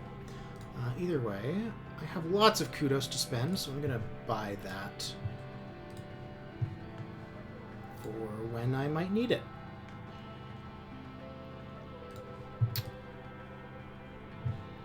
It is also Nomi's birthday, and they are over here, so we'll make sure to give them a gift before I forget doing that as well. My mom and dad asked if I was getting serious with anyone, Nomi says, wrinkling their nose. Gross-a-rooney, right? Oh, Nomi exclaims, making grabby hands at the pretty crystal. Happy birthday to me! I can't believe you remembered. Thank you. And Dr. Tammy. Tammy is sweeping the front stoop of the lounge, humming a little song to herself. As you approach, you see her stand up straighter and rub her back. Now that you know, it's clear she's pregnant. You wonder how you didn't catch it before Vertumnalia. You didn't catch on before Vertumnalia. It's still mind-blowing that she's going to have a baby. The first child born from someone who was themselves born in space. It's hard to believe she's only 1 year older than you. Little Tammy, who cries when toys break and is scared to leave the walls. She's going to be a mom. Tammy looks up as you approach and smiles. Hello, Selene. It's so nice out today, don't you think? She always thinks it's a nice day, even when it's pouring rain. It must be nice to be so cheerful all the time. You look beautiful. She smiles and goes a pretty shade of pink. Thank you, Selene. That's so sweet. She does seem more centered and confident than you've ever known her to be. It radiates off her like a warm, glowing sun. When Lum had her up on stage, embarrassed in front of the whole colony, you kept thinking, wow, Tammy's really a grown-up now. Tammy leans on her broom with a dreamy smile. I thought about it for a long time, and talked to Aunt Anne and Dr. Instance and my dad. She says, I've always known I wanted children. She giggles in thought. Lots of them. So why not get started now? Aunt Anne and I are going to run the new creche, so I'll have plenty of help raising them, the same way I was raised, she adds. I might not be the strongest or smartest person in the colony, but I'm going to be the best mom. I know I can do this. Do you ever want kids, Selene? This world is too dangerous for babies. She's not going to like that response, but... She looks confused. Tammy laughs. Selene, we were born on a literal spaceship. That was so super dangerous. Our parents leaving Earth was dangerous. My dad told me he was scared every day that something would go wrong with the ship, but he tried to stay brave for me. She straightens up. I think we can't wait for the right time, because it might never come, she says softly.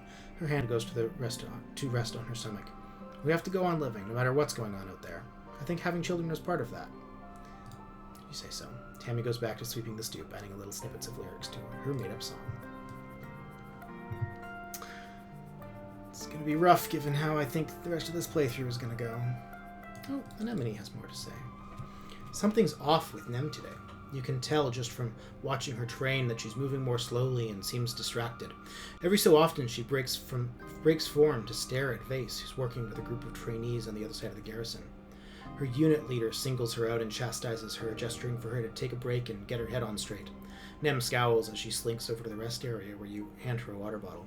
Hey you, she says, shooting you a little flicker of a smile as she takes a drink. What's up? Vase isn't talking to me, Nem replies, sighing heavily as she recaps her water bottle. It's been 2 days and he just acts like I'm not even here. I've tried to talk to him and he just says he needs time to think. We got into it about how much time you and I spend together. He thinks you like me, and I told him it's not like that. We're just friends, but... Nem exhales noisily and scrubs her heel of her palm into her eyes. Maybe the problem is that you're so alike, she says. If I love him, then what's it to say I wouldn't feel the same about you? He has a reason not to trust us. Bye, Sai. Thanks for coming and hanging out for a bit. Have a great weekend. Face is right now. Trust me now. He's a scumbag, Nem. If I wasn't trying to be friends with him... Do you want me to talk to him? Oh, Nem stutters, genuinely surprised. You don't have to do that. I mean, you can if it comes up, but... She crosses her arms and picks at the scales on her elbows. Please don't just storm off and talk to him, okay? If he knows that I talked to you about it... She blinks and shakes her head as if shaking off a bad thought. You know what? Never mind, okay? It's nothing. I'm sure he'll come around eventually. You and me, we're just friends, right? Alright, well, Vase isn't around, and it sounds like he's being a dick. He's not worth it now. Ooh, interesting. I would need persuasion or empathy 30. You know what? If I equipped... Yeah, I want to save her from an abusive relationship. If I equipped that thing that I just bought, I would be able to do that. So I'm going to do my little save scum again here.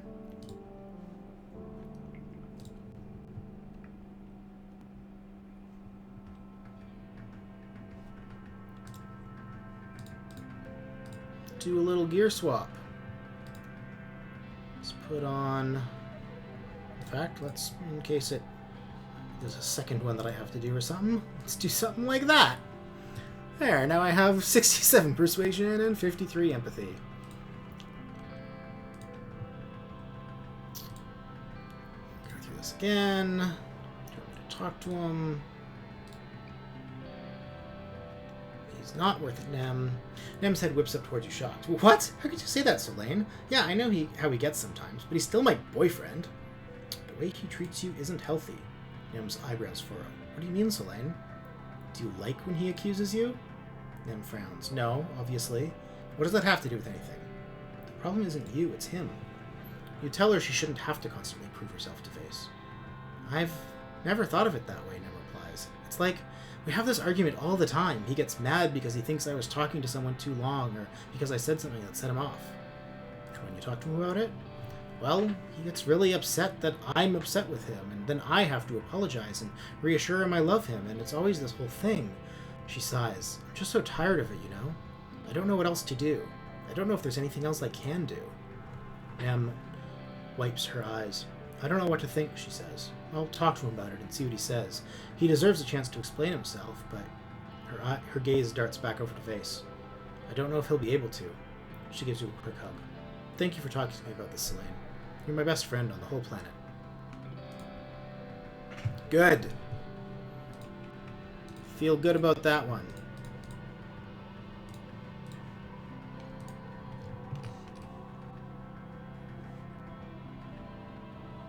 Oh, I now have a conversation with him. I might want to put that gear back on, actually.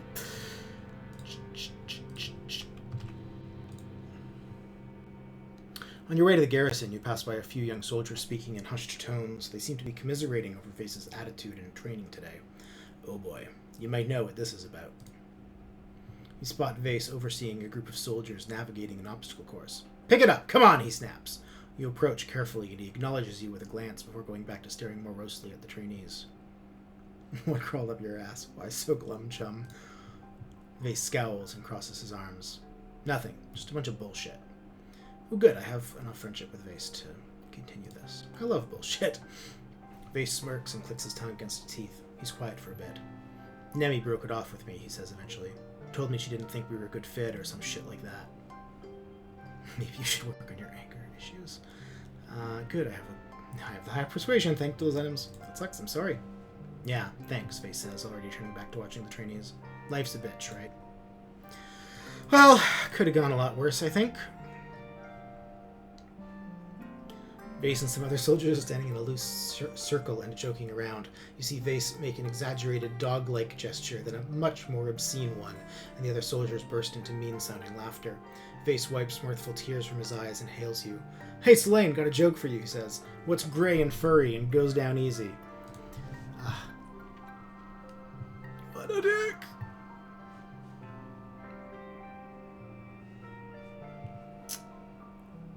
Okay, so once again I have this dilemma.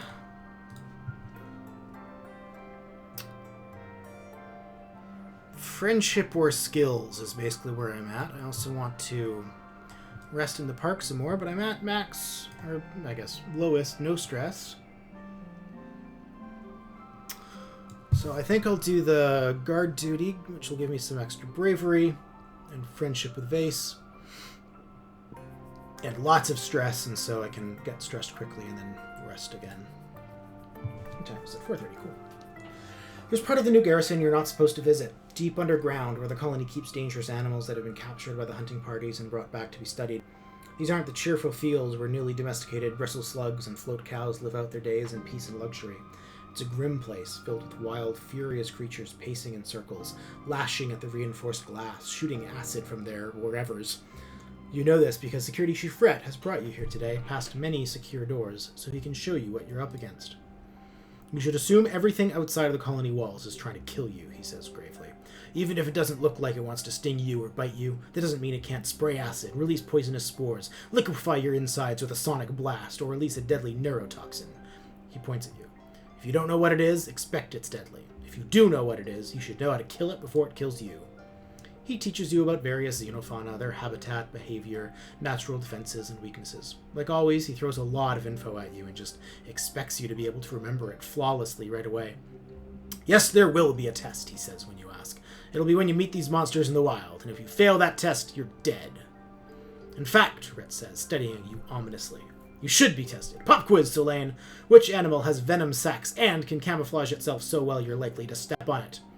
Don't worry, you won't die if you get this wrong today. Likely to step on it. Venom sacs.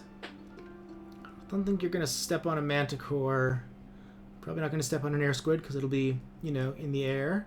It's going to be either a snap bladder or a muckwalker, and I don't know. I think I encountered some muckwalkers when I was out there. I'm going to guess a snap bladder. Correct, Rhett says with a smile. They're like leg hold traps. They catch their prey by waiting for it to walk right on top of them. Then they snap shut and hold their prey until it gives in. Adult snap bladders can move, slowly, but it makes them ornery, especially when they're heavy with eggs. The young are too small to hunt like this, but they have venom sacs. Not too dangerous to humans unless you fall into a whole nest of them. He raises his eyebrow. I don't suggest you do that.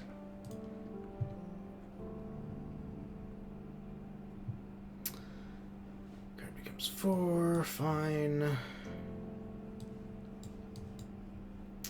Nope, that will have to go like that.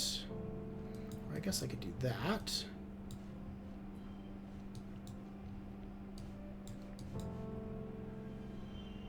Sure. Nope. 7 combat that I don't need. 2 bravery. Tons of kudos, though. Oak's unpopular for Tonalia. Lots of stress. Oh, because I didn't have my hot buy equipped. So now that I've done those conversations, I always click the wrong buttons here. Put back what I had before with my 2 pets and my medallion.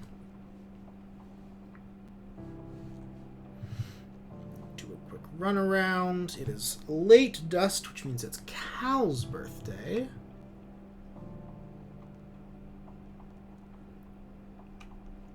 Because my lack of memory dreams makes it so that even the people that I knew before, what their likes and dislikes and birthday and stuff were, I looked it up before the stream and wrote it down on a piece of paper.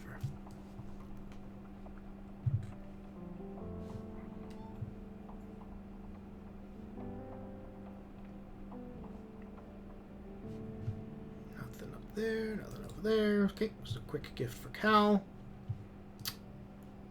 You like food. Here you go. He likes cake even more, but that's okay.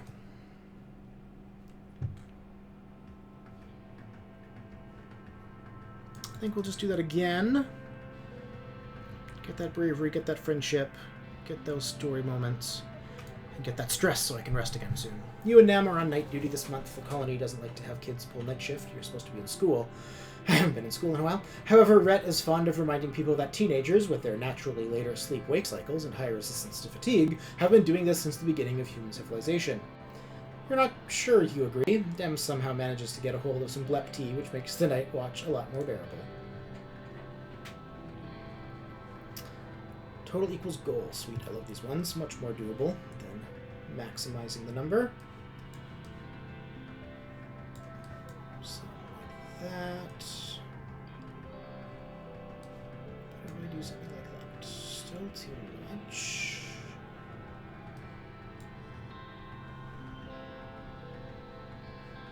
More too much, of course. 37.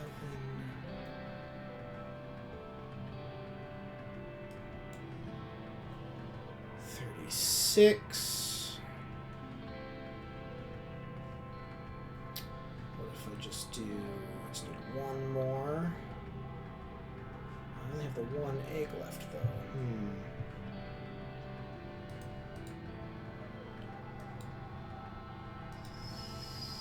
666. 3. 7. Cool.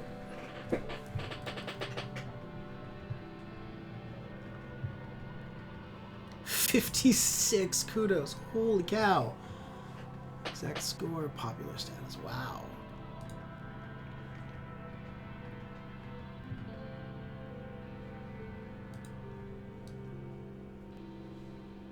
All right. Early wet. So I don't think anything will change until the new year, but I am just going to quickly check on those expedition things again, just in case anything's come up, like a new boss battle. No. No. Okay, that's fine. It is a new season, so gifts can be given again, and early wet is Mars's birthday. So I want to keep getting some friendship with Nomi. I don't do a lot of things that give me friendship with her. Since I have a lot of collectibles, I'll do a full round today, I think, or this month.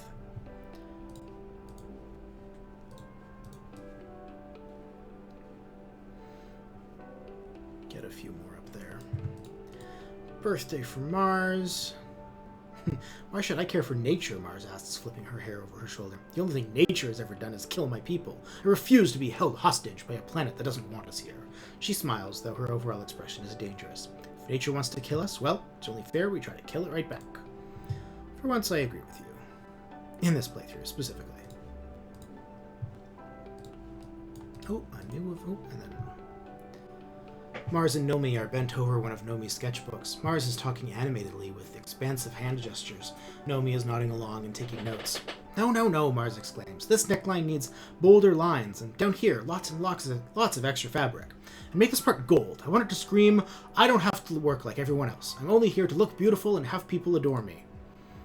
But we do have to work, Nomi pouts. Nanoprinting is restricted for these kinds of materials. It costs kudos. Mars rolls her eyes. That's the point. Nomi huffs. Not everyone's got as many kudos as you, Marzipan, especially us Helios. We didn't have any at all when we landed.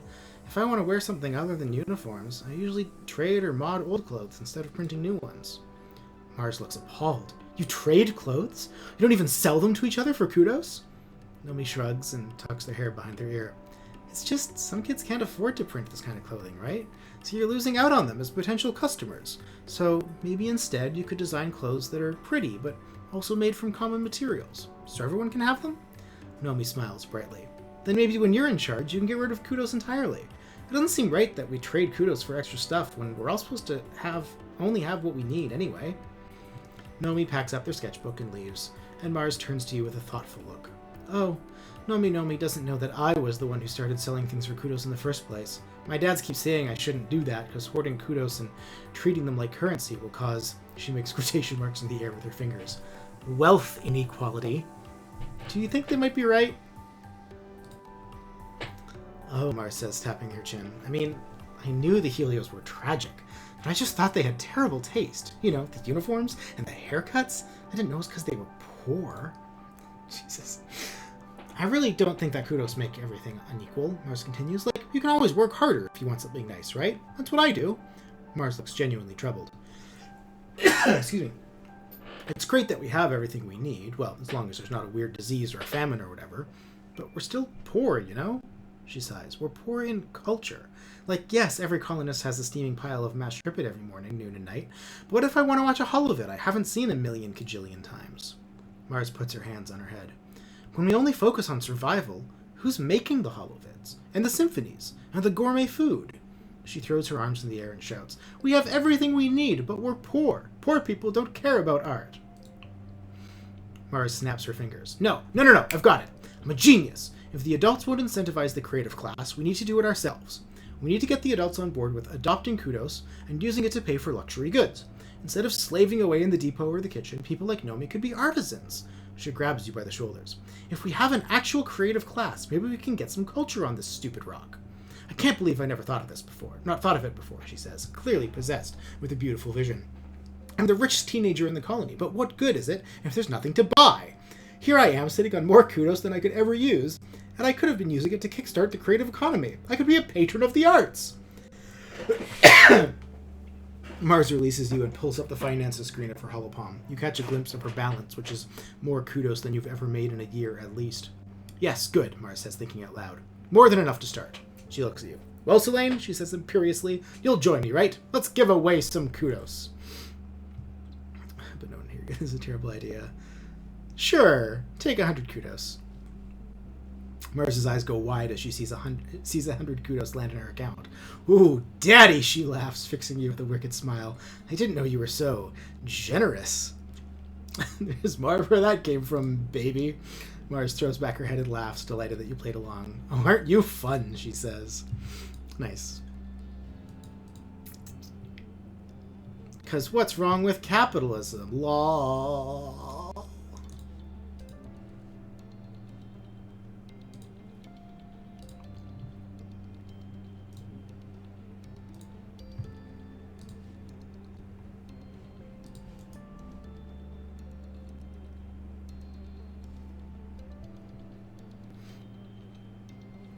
There's an ending, I believe, where you can really lean into Mars's capitalistic tendencies and become a merchant by having the whole colony adopt capitalism at the end of the game. Which amuses me. What was I gonna do? Probably just still more guard duty until I'm tired enough to rest in the garden. Maybe 2 more, and then I'll rest before glow season. Or I rest during glow season. Well, let's see where my stress gets to. Is there other stuff I want to do? No. I really want to focus on getting friendship with Vase. I will end up lacking friendship with a few people as a result. Actually, I can still give a few gifts out. But I want to make sure I get Vase's friendship up.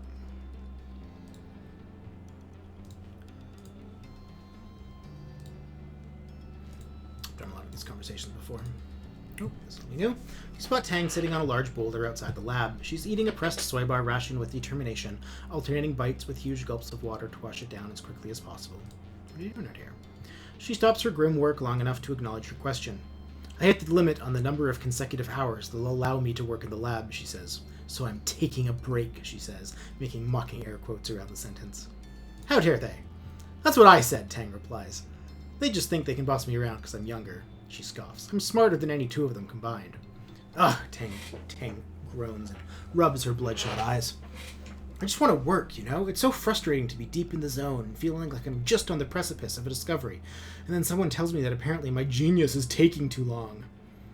I want them to treat me like I belong there, the way Dr. Instance does, Tang mutters. She actually respects me. They're just jealous that she likes me more. Tang slides off the boulder, and you see the color bleed from her face as she stumbles into you, nearly crumpling to the ground.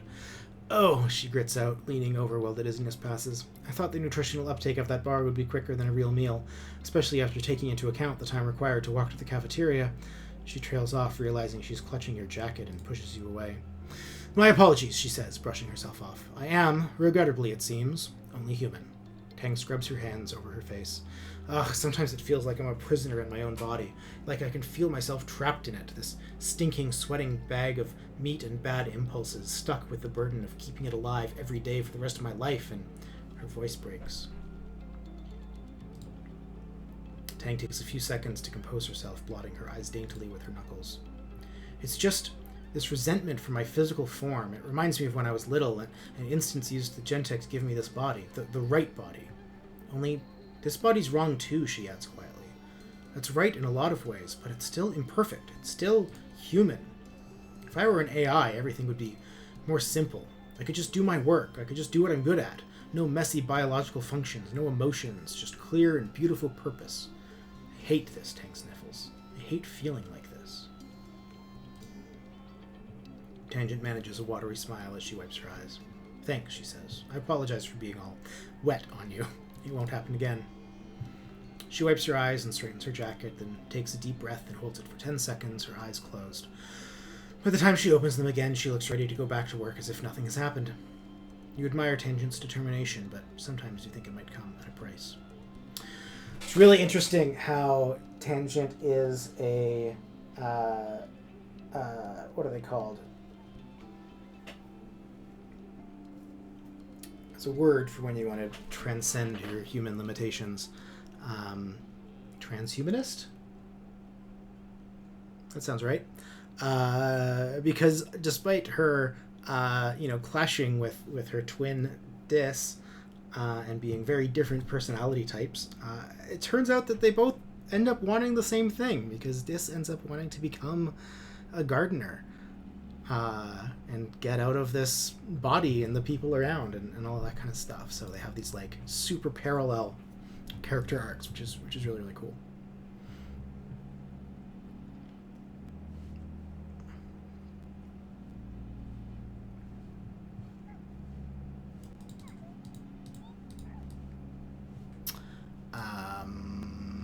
Gifts. Did I do gifts? I did not. Know thy enemy. I'm maxed out with Anemone.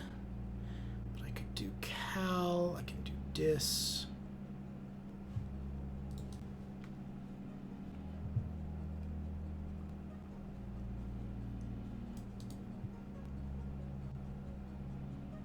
Oh, I already did that.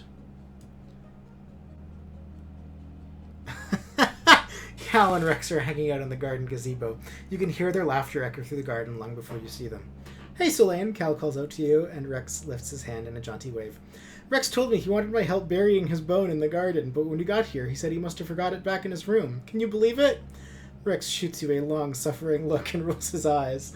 Oh, goodness. Lol, as they say.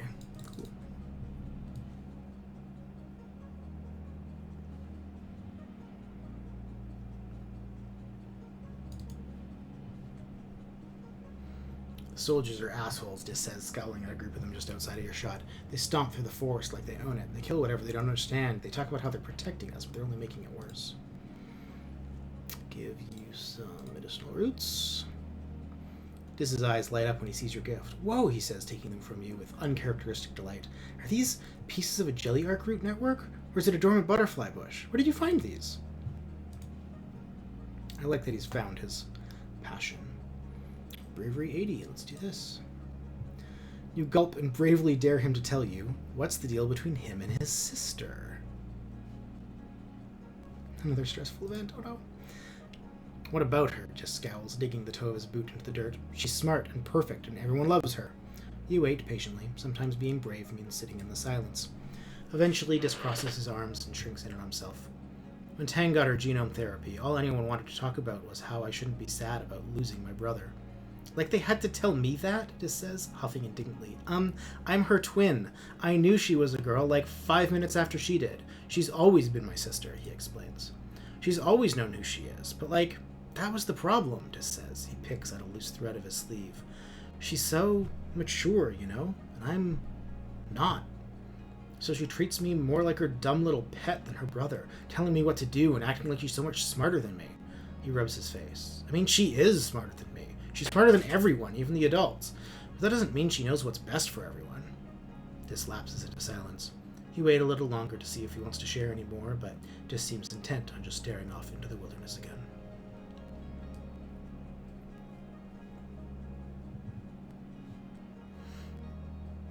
Alright, one more combat training here. Or guard duty. You, Ace, and Nem are all posted on guard duty together. It's pretty peaceful this time of year, so you're killing time at the firing range. Vase, though, will take any reason to show off. I was the best sharpshooter on the Heliopause, he boasts, lining up his next shot, even against the adults. No one could lay a finger on me. Nem rolls her eyes and makes a gagging noise. Seriously, she says, get a grip. No one cares about your records, Vase. You colonials don't know how to recognize greatness when you see it, Vase sneers. If I were in your position, I'd be groveling in the dirt, hoping for someone to come save me from my pitiful existence. He laughs. Oh wait, you were. Vase, you're so cool. Yeah, how'd you get so good at everything? Face looks pleased by all the attention, especially from you. It almost makes you feel bad for Nem, but oh well.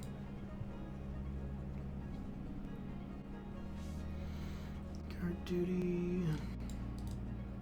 Ooh, I have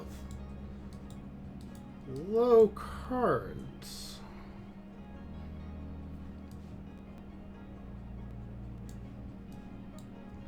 Card becomes 4, so I should put that there.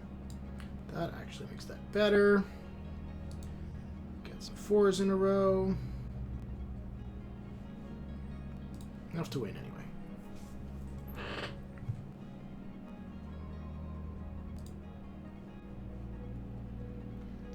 Midwet. So now it's Vase's birthday. Good opportunity to get some good friendship with him. I will just quickly go buy a cake because I believe he likes cakes.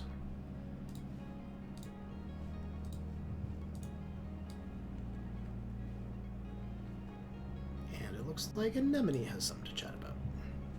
You go to the garrison looking for Nem, but she finds you first, pouncing on you and wrapping her arms around your shoulders. Buddy! Friendo! Pal! She exclaims. She leans in close, smiling wide with barely contained energy. If I don't do something a little wild, I'm gonna go bonkers, she says, so only you can hear. Everyone's so stressed out, and I feel like... She inhales and bites her lip. I feel like I gotta do something extreme. Like I want to strip naked and climb to the top of the colony and scream until someone makes me stop. Like I got bugs in my brain. So I got an idea, she continues, and I need you to come with me so I don't cower out. Nem leads you by the hand down one of the lesser-used hallways of the garrison until you come to a small room. Inside are 2 barber chairs and a table next to some dangerous-looking but delicate machinery.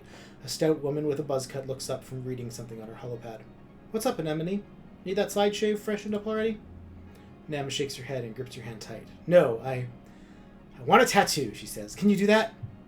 The woman gestures to dismiss her holopad and pulls out a thick book from behind the counter. You and Nem crowd around it, marveling at the sight of real paper as it falls open to display a selection of tattoo designs. Used to be the only thing I do here is buzz cuts and military tattoos and hair dye for that Nomi kid, the woman says. But since we landed here, you haven't been the only person who's come looking for something a little more artistic. She smiles. Take a look through this and see what I can do. You and Nem flip through the pages reverently. I was thinking, she says quietly, running her fingers over a circlet of thorns. I want something to remind me that Vertumna is my home, and everyone here is my people. To remind me why I fight. She shoots you a smile, uncharacteristically shy. I want something to link me to you, she says, looking away as her cheeks turn red. Out of everyone here, you're the person who means the most to me. Her eyes go wide. Now, wait, we should get matching tattoos, she exclaims. Come on, what do you think? Yeah, sure, Nem, let's do it. Hell yeah, Nem says, pumping her fist. What should we get? The book of tattoo designs lays before you. What do you want to get? The stratospheric logo surrounded by knives, each other's names, mushrooms growing out of a human skull, suns to represent the twin suns of Vertumna, a sword and shield. Do you want to do the stratospheric logo? Because I've kind of turned my back on that past, given that they lobotomized me. Let's do mushrooms growing out of a human skull. The tattoo artist nods. That style of art used to be called memento mori. It reminds the wearer to stay humble, because death is inevitable. Is that what you want? Nem nods at you excitedly. Yes. Oh, cards under 5. Well. You sit down in the tattoo chair and bare your right arm. The tattoo artist / barber transfers the design onto your skin and fires up the machine, which buzzes alarmingly. You and Nem look at it, wide-eyed. I guess you kids have never seen Earth Tech, huh? She says, preparing the gun. Tattooing's one of the oldest human arts, so there's not too much holograms and replicators can improve on it. The stuff I do here reminds us that even when we're out here among the stars, we're still just meat with thoughts. Tough your way through it. Oh, hello, Taco! Wanted to say hi. Say hi. You're probably getting hungry, huh? Guess I'll wrap up here soon, okay? Very cute. Ooh. It smarts a bit when the tattoo artist presses the needle to your skin and begins her work, but you're pretty tough. Nem looks a little green as blood wells up around the needle and grabs your hand. This is so cool, she breathes as the design begins to bloom on your skin. It takes about an hour for the tattoo artist to get down the bold first strokes of your tattoo. Nem holds your hand the whole time. When the artist steps away to stretch, Nem leans in and gasps. It looks so awesome, Nem says. This is the coolest thing we've ever done. This is galactic. She looks up at you. I meant what I said, she says, her voice a little wet. You're my best friend on this whole rock. You've always been here for me. It'll always be here for you, no matter what, thick and thin. Nem sniffles, then looks embarrassed. Man, it's dusty in here. The tattoo artist returns and finishes up your tattoo, then moves on to Nem. She takes it bravely, though she sometimes squeezes your hand so hard it almost hurts. Afterwards, you go back to your room to decompress and admire your bravery. Nem flops onto your bed, and you climb on after her, careful of your aching arm and your newly wrapped tattoos. I can't believe we did that, she crows, kicking her legs in the air. That was so awesome. She turns to you and pushes her unruly hair over her shoulder. Thank you for coming with me, she says seriously. Probably wouldn't have done it if you weren't there, and then I probably would have done something reckless. She laughs, brash and unashamed. Well, even more reckless. Of course, we're best friends. We sure are. Nice. Vase slaps your back heartily. Hurrah! Just another day of protecting the colony. Those animals are going to wish they never crawled out of that primordial goop. Have some cake, Vase. Vase cracks a small smile when he sees your gift. Birthday cake, he asks incredulously. Do you think I'm a child? Am I supposed to blow out the candles and make a wish now? Yeah, but you love it. To 60. Awesome. You spot Vase running over to geoponics and hurry to catch up to him. As you approach, you can smell the crackle of ozone from a plasma cutter in the air. Vase is standing in the doorway to a shed, firing at something inside. Stupid sodding moths! You peer into the dim shed. There's a pile of smoking Dorbsmoth corpses on the ground, and one last one fluttering frantically in the corner, trying to get out. Vase shoves the plasma cutter at you and takes a knife from his belt. Hold the door, Solane. I'm gonna get this nilshit with my bare hands. The fluffy Dorbsmoth chitters in fear as Vase approaches. Maybe a pest, but you get the impression that whatever Vase is going to do to it is going to be downright inhumane. Not if I get it first. No, you got it, sir. Yeah, that's fair. You wield the plasma cutter and take a position at the door. Vase charges in and grabs the Dorsmoth by its whiskers, yanking it to the ground. He steps on its hard carapace and slices off its catfish-like whiskers, then its diaphanous wings. The Dorbsmoth squeals as it flops around, oozing ichor, and Vase steps back to watch. His expression is cold. Bloody parasites, he mutters. The less of them, the better. You watch the Dorbsmoth flail its last agonizing minutes until it collapses and goes still. Survival is violence, Vase intones like he's repeating a mantra. If something might hurt you, you can't give it the chance. This is what people in your colony don't understand. People like Cal who think that everything can just get along. They're gonna get us all killed.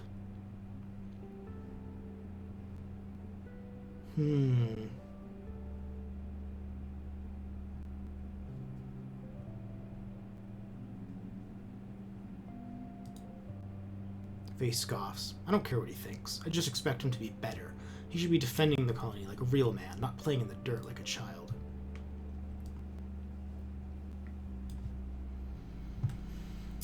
Okay, another guard duty. Your mom hates that you've signed up for colony defense. You can feel her disapproval bore a hole in your back when you leave every morning for work. She was a soldier. She, of all people, should know the importance of what you're doing out here, and the enormity of the sacrifice you're making. Plus, she lobotomized me, so I don't really care what she thinks anymore.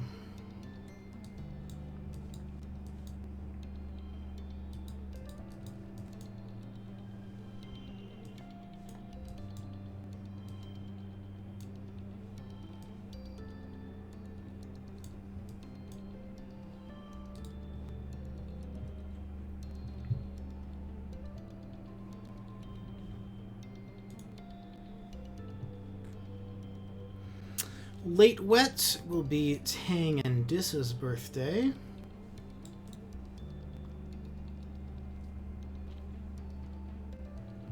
Tang is pouring something from a carafe that could only be strong black coffee from the bitter scent. It was bracing at first, Tang concedes, but I've now endured it long enough that it has begun to feel pleasant, almost calming. She regards the carafe with something like fondness. As I required little sleep, I doubt I will become dependent on it.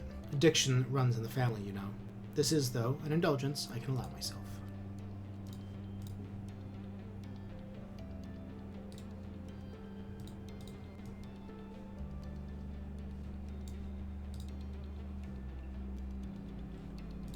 talking to Tammy this season? No.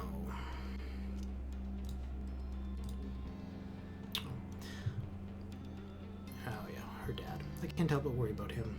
I know it's just as dangerous as it ever was, but between the baby coming and the war, she shakes her head sadly. I just want him to be able to meet his grandchild.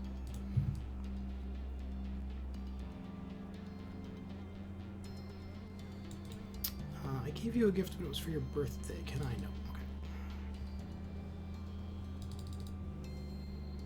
Did I do you? Already did you? Just this.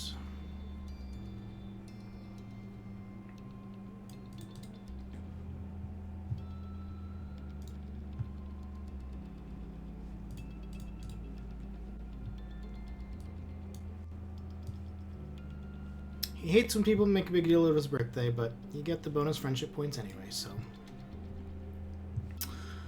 Alright. Last month before Glow. I think I'll do one more of these, get my stress down, then relax in the garden right before the end of the year. It's hard to carry an umbrella and a plasma rifle at the ready, so you have to settle for ponchos and boots. It's still miserable with rain all month, with only a few breaks to really enjoy how the rain has made your entire patrol route one huge mud puddle. You long to be posted somewhere indoors just for a few days. Surely engineering needs someone to guard all of their very important whatevers. Anything but walk one more meter in the muck.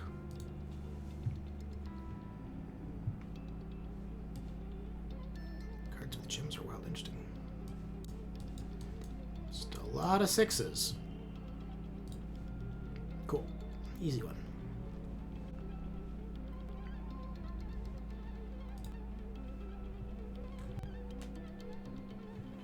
Taco's just been sitting in front of me here for the last little bit.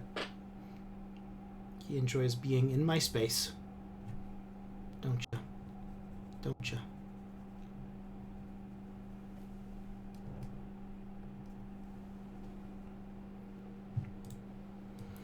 Alright, Glow season. Can I give additional gifts during Glow? I might be able to. I can, but I also don't have many more for him. No, I might as well. Just him, because I want to get his friendship up as much as I can. I can always buy a bunch of cakes and just give it to him whenever.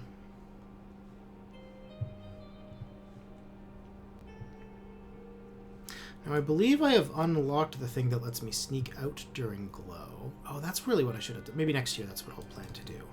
I don't want to do... There's a special ending you can get if you sneak out during Glow and do some specific things. I've gotten that ending before. It's actually the very first ending that I ever got, which was very cool. Sort of set up a lot of the cool timeline, alt reality type things. So maybe I'll do that next month, just to do some, or next year, just to do some collecting and stuff. But for now, going to relax. Oh, they won't give me the training during Glow, maybe. That's too bad. Alright, here is the Glow attack. And this is probably the last thing I'll do before wrapping up for the stream. You're just putting your boots on to grab dinner in the lounge when you hear the colony sirens begin to wail. It's the yearly attack. They couldn't have waited until after you ate dinner? Rude. Outside the window, you watch the colony defense begin to mobilize. Your holopalm chimes with the usual reminders for all civilian colonists to stay indoors. We're going to join the defense. You head to the garrison to grab a plasma rifle, then report to the front. Chief Rhett looks surprised to see you, but assigns you to a squad with Nem and tells you to get up on the walls and do your best. On the other side of the walls is more Xenos than you've seen in one place ever. They seethe out of the forest, large and small, herbivorous and predatory, fungal and otherwise, flying and crawling and hopping towards the colony with a single-minded determination. The air fills with the phew-phew of laser turrets and the crackle of plasma rifles. The enemy's front line collapses, only to be replaced by even more Xenos, just as many as before, if not more. There's no end to it. The firebreak turns into a graveyard of dead and dying alien bodies, wave after wave crawling over the corpses until they roil at the base of the walls, like the foam on a wave when it hits the shore. You hear the walls creaking underneath you, but they hold strong. There is no sun to set in Glow, but night falls on the battlefield without any break in the fighting. Your fingers begin to cramp from pulling the trigger of your plas rifle. Finally, you're relieved by the second guard shift. You walk straight into the garrison and right into a dreamless sleep. You're awoken 6 hours later for your next shift. The kitchens have provided the soldiers with pressed soy rations and hot blep tea, which you grab, then make your way back to the walls to survey the carnage of the night. As you arrive, your holopalm lights up with a priority message. Security personnel, we are under siege, the security chief says, getting right to the point. On Earth, sieges were used to break a city by starvation or drought. We have plenty of food and water. Guards will rotate 6 hours on, 6 off. So long as we keep the Xenos on the other side of the wall, we can hold them off for days. Weeks, even. Weeks. Everyone exchanges exhausted looks. He pauses, then adds, "We can do this. We're stronger than them, and we're not going anywhere." You and the other soldiers fall into a fitful rhythm, alternating shifts on the wall with brief snippets of sleep. Gunfire becomes the soundtrack of your days, which begins to smear together like paste. Nem, in particular, is suffering. She volunteers for relief shifts, sometimes pulling doubles or triples on the wall. You catch her mechanically shoveling soy porridge into her mouth before seeming to fall asleep sitting up. A minute later, she jolts awake as someone's spoon clatters against their bowl. Tempers grow short as fatigue sets in. 6 days pass. You're on shift watching the Xenos batter themselves against the walls. You feel your eyes unfocus at the sheer formless horde of them.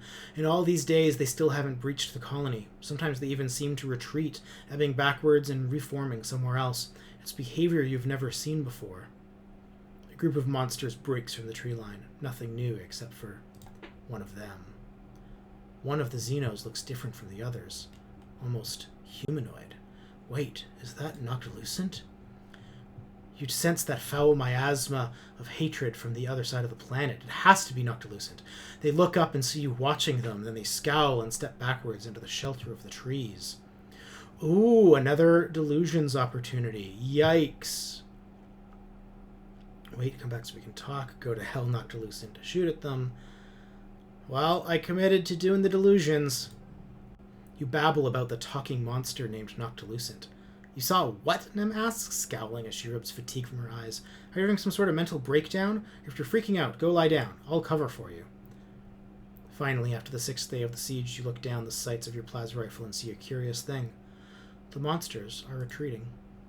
As you gather with the other soldiers in the colony square, your holopalm lights up with a priority announcement from Governor Lum.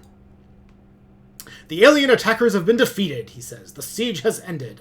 Lum smiles broadly and puffs out his chest. "Another year, another win. You're welcome, Vertumna. You're welcome, humanity." "You're welcome," you hear, and see Chief Rhett nearby looking livid. "What did he do?" he rants to his security officers. "Race out there like an idiot with his honor guard? Defend strategically unsound positions? Put himself in danger so he had to save his overstuffed ass?" The soldiers all shift uncomfortably, but no one disagrees. "And when I actually needed him," Rhett continues, "taking his 12-hour beauty rest while the rest of us slogged through endless shifts." I ran out of breath there. The soldiers are exhausted from the siege, so the crowd in the squares disperses quickly. Only a few Helios remain, covertly filming Rhett while he continues to rail against Lum.